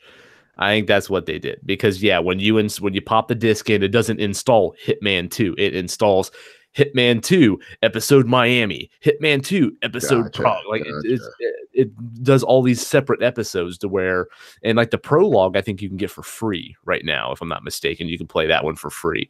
But yeah, it's still episodic in chunks. You just don't have to wait for each episode to come out. They give them to you all at once. It's like a Netflix show. I mean, all the episodes are there, but you get them all at once instead of having to wait each week for a new one to come out. You know, it's like that. So the game is still very much episodic, but I'm assuming that the game is going to be very similar to the last season of it. But we'll see. But that game was super solid when I played it last time, so I'm looking forward to actually checking this one out as well. So we'll get to that next week. Either way, let's go to our weekend review. Zach, let's start with you, man. You weren't here last week. What's going on with you? So I did end up buying a Xbox One X. Welcome to the family. Well, it shows up on Thursday, and so that was the thing. I ended up. It's hard to spend the money when I don't really need it. You know, it's one of those things. But I found a deal. It was through the Google Marketplace. I forget what their Google delivery shopping thing is even called, but Google Express, isn't it? Google Express. There you go. Yeah. So it was through Google Express, and it was the Xbox One X and Red Dead Redemption 2, and it with the discount code they had for the day and tax and everything, I paid $370 something bucks. Nice. And I was just like, all right, I'll do that. No problem. Are you gonna actually play Red Dead? Or are you just gonna sell it? I'm just gonna sell it off. So with that, I'm hoping to knock that more down to the 320 range, you know, once I sell that one. But it's but yeah, I figured like I have the TV for it. I've got worth it then. Yeah, so it's one of those like I might as well. Just the performance boost is worth it. Oh, it's so quiet. Games don't run like shit anymore. The enhanced games. You're a Gears guy. Gears looks great. Xbox One enhanced. Nice. So Forza is glorious. Forza's my favorite of those. I am very, very excited to play Forza. It is one of those things, but it's a good chunk of change. But I figure I've got a couple things to sell. Like I've sold a old Mac Mini I had lying around that I still got a couple $100 for, and so I was able to cover the cost for it. And I feel like it was a welcome upgrade. So it should arrive Thursday, and I'm excited to dive in. Yeah, because I pretty much poo-pooed on Xbox One throughout most of this generation until I got the One X. That kind of turned me around on them. Now I buy almost everything that's multi-platform on the Xbox One X. I've heard that from a lot of people. So yeah, because the games always look and play better. And I was a big last generation. I was all Xbox. I really hardly touched my PlayStation at all, and except for proprietary games. And now I'm ready to go back. I miss my Xbox, and now it's like almost the opposite. Outside of Forza, I don't play really anything on Xbox. So yeah, I will say that the system menus on Xbox One X are still super sluggish. Like that, the power doesn't really help that at all. So don't expect any changes there. But that thing does just need an OS upgrade. Yeah, the fact that they can run that game in that they can run Red Dead in 4K and have the highest frame rate out of every version of it is insane to me. Yeah, they pull some miracles with that thing, and I think it's great. So I think you're in for a treat. I am on board. Awesome. What about you, Alaina? I can think about after I was listening to the podcast last week and Dad revealed that I'm getting an Xbox for Christmas, and now I'm like, oh, I'm fucking getting Forza. By the way, I did listen to the podcast, Dad, so thanks for that. I hear nothing. La la la la la. That's what I said when I was like, oh, hey. Just remember, it's a slightly used one, although very slightly. I hardly touched it. Dude, that's just the story of my life, man. I don't mind. I got this, the PS4 you gave me was a hand-me-down too, right? No, that one was new. Oh, shit. Yeah, fuck, I'm spoiled. That was like a birthday gift or some shit. Y'all, I don't buy my consoles. I just wait for the holidays. You just wait for Bomb to buy 3 more. And No, it's not Bomb anymore. It's Moneybags Grimm. Yes, Shannon gave me that one. I love it, man. MB Grimm in the house. Yeah, Mr. Moneybags. I don't need this Xbox in my bathroom anymore. Here, right. I can't even. Oh, dude, that's where it's going. He was talking about like, oh, I got 2, I got my 3rd on that, and I'm like, are you talking about kids? Are you talking about consoles, man? You got your 3rd on the way. What? No, I'm all about consoles now. I'm done with kids. Yeah, done with kids. Just give me consoles. Yeah. Well, thanks. Either way, happy early Christmas to me, man. How do I top that shit? Oh, let's see.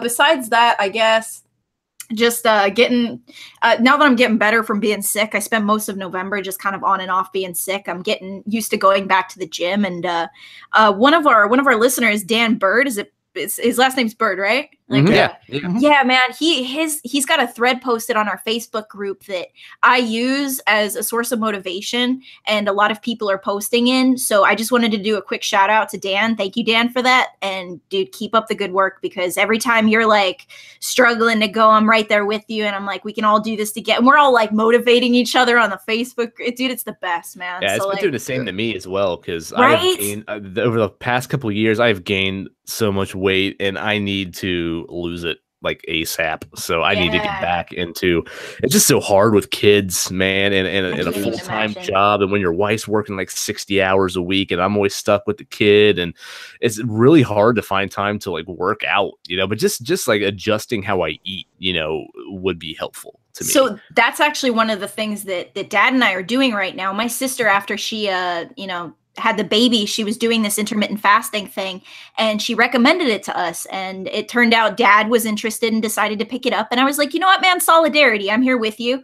And I was like, I'll do it with you. So basically from 7 p.m. to 11 a.m. we can't eat, and it's like a, what is it, 16 and 8 or something like that. I don't know the ratio, but we basically, So essentially you have an 8-hour period where you can eat, and you can more or less eat whatever you want. You should be careful. You shouldn't be eating fast food, but it really kind of shows you your bad habits because you can't participate in them. Like, I went into this thinking that I wasn't a nighttime eater, and that, this wouldn't affect me in the slightest. And your girl actually eats some 10 p.m. McDonald's occasionally that she likes to pretend she doesn't. You know what I'm saying? So it's been tough. I've only been doing it for about 4 days now, but I can already see some of the benefits. I don't feel as groggy throughout the day, and meals are so much more enjoyable for me because there's something that I don't have to do. There's something I enjoy doing, and that's been pretty nice. So, yeah. Yeah, and also, but you got to watch for that heartburn. So you got to fix that. You've been getting a lot of heartburn, right? Yeah, I've been getting crazy heartburn. It runs in the family, but what's been happening is I think because I'm eating I usually space it out a little bit more. I've been eating in large sums. That's kind of how you do it because you only have an 8-hour period to eat, and I'm just been getting fat heartburn. But it's probably because what I'm eating. I need to eat more greens, y'all. I just don't like. I can eat vegetables, but fruits are not really my jam. So I just need to start getting those purchased. It's the other way around for me. I'm a fruit person, but not vegetables. I could eat vegetables until the sun comes up, man. I was eating peas coming out like fresh out the womb. Like I was all about that life. Carrots and everything. I love it. Wow. But like you give me an apple and I'm like, cover it in peanut butter and don't let me like chew it, please. Put it in a pie. I love them both, but the problem is I love a lot of everything. So yeah, and the problem with me is I'll buy the fruit and I won't eat the fruit. And then I'm like, girl, stop buying fruit if you're not going to eat it. Like I can't waste that money. Yeah. Ugh. Oh, good luck, man. I hope it works out for you. That's actually interesting in this like period because I think I could pull that off pretty easy. You think I don't like to eat late. I don't really like to snack either. Like that's a big thing for me. My problem is I just eat bad shit and I don't exercise. Yeah. But you got to be careful because if you're still eating bullshit in that 8-hour period, you're not going to see much of a difference, I don't think. Yeah, and that's going to be my problem because I eat bullshit. I eat bullshit too. Convenient. That's what it's called. It's delicious. I had McDonald's yesterday. It was so good. Why is everything that's supposed to be so bad for us like so damn good? And so cheap compared to cheap, yeah. Oh, God, I mean, I contribute that to the obesity problem in America. Without a shadow of a doubt. For sure. If better food wasn't so damn expensive, people would probably eat it more. I can't tell you what I lived off of right after I moved out of my dad's house. If I said it out loud, my dad would be like, "Oh no." It was a lot of bullshit. Like ramen for weeks, stuff like that. Just living that. I heard ramen is not good for you. No, a lot of salt. Yeah. No. Yeah, not good. Imagine eating that 2-3 times a day for 6 months. And when I first moved out, I used to eat a lot of hot dogs because they were cheap and just fry them up, put them in a bun, boom, cheap. Instant mashed potatoes. Not a meal, but sometimes you just figure it out. You whip up some like Kraft mac and cheese in the box. Yeah. You put some tuna in it when you're feeling real fancy. When you want a fancy tuna. Meal. Wait, stop. Hold on. That's a Midwest. In the mac and cheese? Okay, Yeah. Well, at least that's a Northeast Ohio thing. It's so good. No, it's not. That's a freak of nature thing. I said, like, somebody Josh from lives Ohio there. here. Like, no. Wait, I've never heard Northeast of anyone Ohio. putting tuna in mac and cheese. Okay, I've heard so people no. put bacon in mac and cheese. Okay, so wait a minute. We're talking about two separate things here. I have put tuna in Kraft mac and cheese before, and that does sound disgusting. And I eat that in Ohio. No, but you're talking about tuna noodle, and that is a grim staple, and you will not talk about it in any way other than the angelic person it is. I've had tuna casserole. I'm not talking. I'm talking. I've had a can of tuna into fucking. Hey man, I grew up poor, so I had macaroni and cheese with the can of tuna fish in it, and it's really good. It's not good for you, and it's not good sounding. But when you got a can of tuna and you got some noodles, what? If it looks like a duck and quacks like a duck, that's just disgusting. That's what that. Hey man, just a J a day will keep the fucking. Couldn't finish that thought. No, I didn't want to. I got too. No, she forgot her short-term memories. Too many J's a day. Nah, I like it, but oh god. Wow. All right, that's an interesting meal choice, but okay. I'm not gonna hate. Wait, we all have our thing. We all have our weird food. I eat steak with ketchup, and people give me shit about that all the time. Don't talk to me anymore. Stop talking to me. Stop. Yeah. I eat ketchup on everything, though. That's the thing. Wait, do you eat ketchup on your mac and cheese? No. I do, and my potato chips. My cousin ate that shit. Wait, what? Yeah. Ooh. Oh. Have you had the ketchup potato chips? Yeah. Yep. From Are they good? Canada? They're all right. They taste good. Yeah. I like Lay's, but it has to be Lay's regular potato chips, not like a flavored potato chip. It has to be plain. Because think about it, you eat ketchup on your French fries. It's a potato. It's the same. I mean, that sounds all right. Yeah. Like it for me, I think that would be more of like a weird texture. Like like that wet chips. Yeah, like they're too thin for that too. It's like it's gonna sog all that up and be soggy and gross. Yeah, you know what? I think I'd be on board with like a kettle chip. I think I'd be on board with like one of those. Or like a ruffle. Yeah, I could get on board with that. Yeah. Do you? God. All right. Anyways, Mike, what about you, man? You started a new job this week, right? Yeah. I'm 2 days in. I work from home. Are you CEO yet? Yeah, no. Coming, bro. I avoid, like I said before, I've done jobs in my late 20s, early 30s where I took all the promotions and it just got me more grief and less time with the family. I don't do that anymore. I stay low on the totem pole. I do what I need to do to make my money and I get out. But now since I'm working, since I'm working from home, it's sweet. I roll out of bed and then I go pee and I roll back in the bed and I work. Oh my god, it's a fucking dream. Yeah, it's really cool. I mean, I've worked from home before, but more like a couple days a week, never full time. So this is nice. I can't complain. So outside of that, just less time to game, less time to watch Netflix and all that other fun stuff. But boo-hoo for me. But still working from home, man. Oh my god. Yeah. Well, with Bay Area traffic, like I said, when I was doing, I want to talk about it. I don't think I could work from home, man. I kind of treat my job as like somewhat of like an escape. Oh, I can totally get down with that. I agree. I understand that. Sometimes it's like you just you need that. Sometimes for people, even their commute was like their me time. That's their time to. Yeah.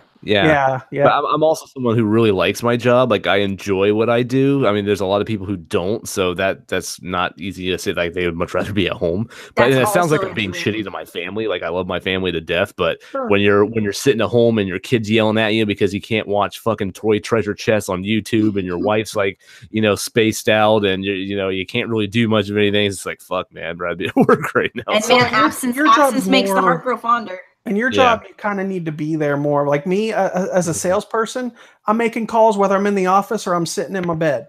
They don't, outside of when I have to meet them face to face or go to conferences, we're going to be doing Skype calls or whatever, then I'll put a shirt on, then whatever. But outside of that, it's for my job, it's not necessarily something you need to do. But I hear you. I understand what you're saying completely. Mm-hmm. Yeah. I don't think I could. It would suck to work from home for me because with a kid, like just always there to bug you, it'd be hard to focus and get stuff done. I think so. Yeah, I go in my room and lock the door, so they know it's when I'm working from home. It's like my room is my office. You can't bother me. If I come out to you guys, like if I'm on a break or if I'm doing something between calls or whatever, cool. But you can't come into me. Just think of it as I'm at work. Damn, you're got a system figured out and everything. Good job. Yeah. Well, most people I know that work from home have that setup where it's like, yeah, that I'm at work. Yes. Like, Wow. You have to. I am at work. Yeah, or else you'll never get anything done. Yeah, of course. I hear if you have issues with productivity, you could also get dressed in like regular work attire, and that'll help with motivation. So if you're ever sick of fucking being naked at work, it's been proven that people tend to get more work, especially in the sales environment. You get more work done from home because, especially now in the Bay Area, was really bad with this whole open environment. You know, corporations are all, let's be open. Nobody's in cubicles anymore. That's all fine and dandy if you're an engineer or technical or whatever. But when you're on the phones, that is not a good work environment. It's hard to make calls with people around. So when I was working at Tipalti, my past job, I got infinitely more work done on my couple days a week from home than I did in the office. It's just, I don't get bothered by people coming and saying, talking to me with small talk and trying to I would go outside to make calls. I would just walk around the parking lot. So it's just better for me. Gotcha. It's going to make you more productive, I guess. It always has. Yeah. Cool. My son turned 4 today. Woo! Happy birthday! Cool. His birthday party's tomorrow though, because we couldn't get everyone together today. So he wouldn't have a whole lot of kids to play with and stuff on his birthday. So we scheduled it for tomorrow. And I felt really bad for him because he was like, we went ahead and gave him some of his gifts and stuff today, but he was just like, where's the balloons and the cake? And I'm just like, oh buddy, it's coming. Don't worry. It's tomorrow. Yes. But I went and like on my way home, I bought him a little like Toy Story balloon and stuff just so he'd have like a balloon to play with today and stuff. But the real fun's coming tomorrow. But so yeah, I've been doing that. He's 4 now, which is cool. Hopefully we're going into the more, not 3-year-old direction. Oh, dude, you'll be amazed. This year is so much better than 3. Like 4 is so much better than 3. Yeah, 3 sucks. 3 is the worst. Yeah, it's a rough age. So they're like little bosses, man. They just tell you what to do and they freak out over everything, and it's rough. So yeah, I'm looking forward to that very much. Other than that, man, like we were talking about this over our little Slack conversations that we have all fair in between episodes and everything.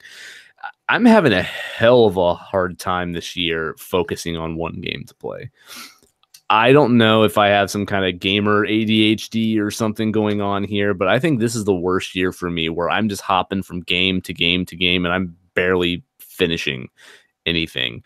And I think that needs to be a focus of mine next year. Is that I need to stick with one game and not go to the next one until I finish it, and this show is partly to blame for that too, because every time something new comes out, I want to play it so we can talk about it. So people who want to listen to about the latest games, there's discussions on those, so, but at the same time, that's not a requirement of a podcast, and I need to tell myself that. But yeah, I can probably count on one hand how many games I actually finished this year. So that's something I need to do better with. But I'm trying to start that with Spider-Man. Like let's sit down and finish this one, and then let's move on to the next one. Let's go to Shadow of the Tomb Raider. Let's finish that one, and then so on and so forth, and get them done. But I think it's going to be games are going to be coming out in that time, and you're going to be like, well, I don't think there's anything else I'm buying for the rest of this year, which is 3 weeks. But I am getting Smash. I have that pre-ordered, so Smash is coming Friday. But other than that, like I don't really want Just Cause. I never really cared for those games and stuff like that. So I think I'm done buying games, after Friday. So yeah, hopefully I can have an easier time doing that. But man, once Resident Evil kicks into January. It's just we're hitting the ground running, and it's just going to be big game after big game after that. So that's going to be a tough time for me. But I really need to do better with that. That's my struggle right now. We got Josh's 2019 New Year's gaming resolution coming in fast. Shed the weight, shed the games. That's what I need to do. I actually literally thought about just grabbing big chunks of my backlog and just saying fuck it and selling them. I'll never finish these games. Just get rid of them now while they're still worth money. Yep. Yeah, might as well if you're not going to play them. Just cleanse myself. Yeah. And don't do the same thing next year. Yeah, like I have shit like Yakuza 0 I still haven't played yet sitting on my shelf, and bastard. All kinds of crap that No Man's Sky and stuff like that I'll probably never play. I just need to purge all that shit. I still dip into that one every now and then. And see, that's why I keep it around, because like I feel like I will, you know, and then I'll just go buy it again and then do the same thing over again. I totally got my $10 worth out of No Man's Sky. That was the right price for that game. Like, yeah, that's a fun. They have another update coming out soon too, and a bunch more stuff to it. Sweet. So very, very cool. All right, I think that's it for this week then. So closing this out, don't forget to follow us on Twitter at @thatpixellife if you guys want to hear more from us. We're always retweeting our personal Twitter accounts there and talking games, retweeting stuff. So definitely follow that. Join our Facebook group too. You can find us on Facebook by searching That Pixel Life, or you can go to thatpixellife.com. Join that, talk games with us. We interact with a lot of people there. So we want to help that grow. So come join us. Also, drop us an iTunes review if you don't mind. If you guys are listening to this through an Apple product, that is, drop one for us. That actually helps us a lot kind of grow. So we would really appreciate it. Otherwise, is there any closing words from anyone? I take that as a no. I'll say this. We hit December. It's the holiday season. Depending on what holiday you celebrate, they all happen right around now. It's a great time for you as a person to just be kind to people. Oh, if only. Hold the door open. Yeah. No, I mean, if only people would do that. Yeah. I thought you meant if only I could do that. No. I'm saying, like, hold the door open for someone. You know, like, just practice manners. Like, and then continue to do that in 2019, please. But like, buy that dude that's cold in front of the Starbucks a cup of coffee. You know, like, do what you can. Just do what you can, man. Like, that's all I'm saying. You don't have to be doing these huge, great, volunteer works and huge money donations. Every day you have a chance to do just a little thing that can help someone else. And that's all that people need to do. And then once you get that down, do it year round like I do. And I don't mean that the two. I just mean like if someone needs help carrying something out of Costco and I can tell they're just the normal, easy stuff that will pick somebody else up. But it's nothing to you, but it'll just make their day. Yep. Exactly. And sometimes you may make an ass out of yourself. There have been times, and I can attest to this. My dad does this across the board. Not make an ass out of himself, but help strangers. And it's one thing I do as an individual that not only benefits the people around me, but makes me happier with myself as an individual. So if you're ever feeling sad, like deep down, if you ever feel sad, try doing something nice for somebody else, and knowing that it won't benefit you at all, because you'll actually find out that it does, And sorry for the spiel, but I can't ever top Zach's kindness. Damn it, fucker. No problem. Oh, damn. Nice words. I love you guys. I love you all. Aww. Yeah, you guys too. Ditto. Oh, that's as far as I go. Ditto. Sorry. I got it. I got a ditto. Yours. All right, 2018. We got it. We're good. Cool. All right, that'll be it from us this week. We'll see you guys next week. We'll be talking some Smash and some Hitman 2 and whatever nonsense the industry throws at us to talk about. So yeah, I gotta figure something to start, because I've about bled Spider-Man dry. So gotcha. Play some Nautica, man. It's great. I should. Yeah. All right, we'll see you guys next week. Have an awesome weekend, and we'll see you next time. Bye guys. Ali.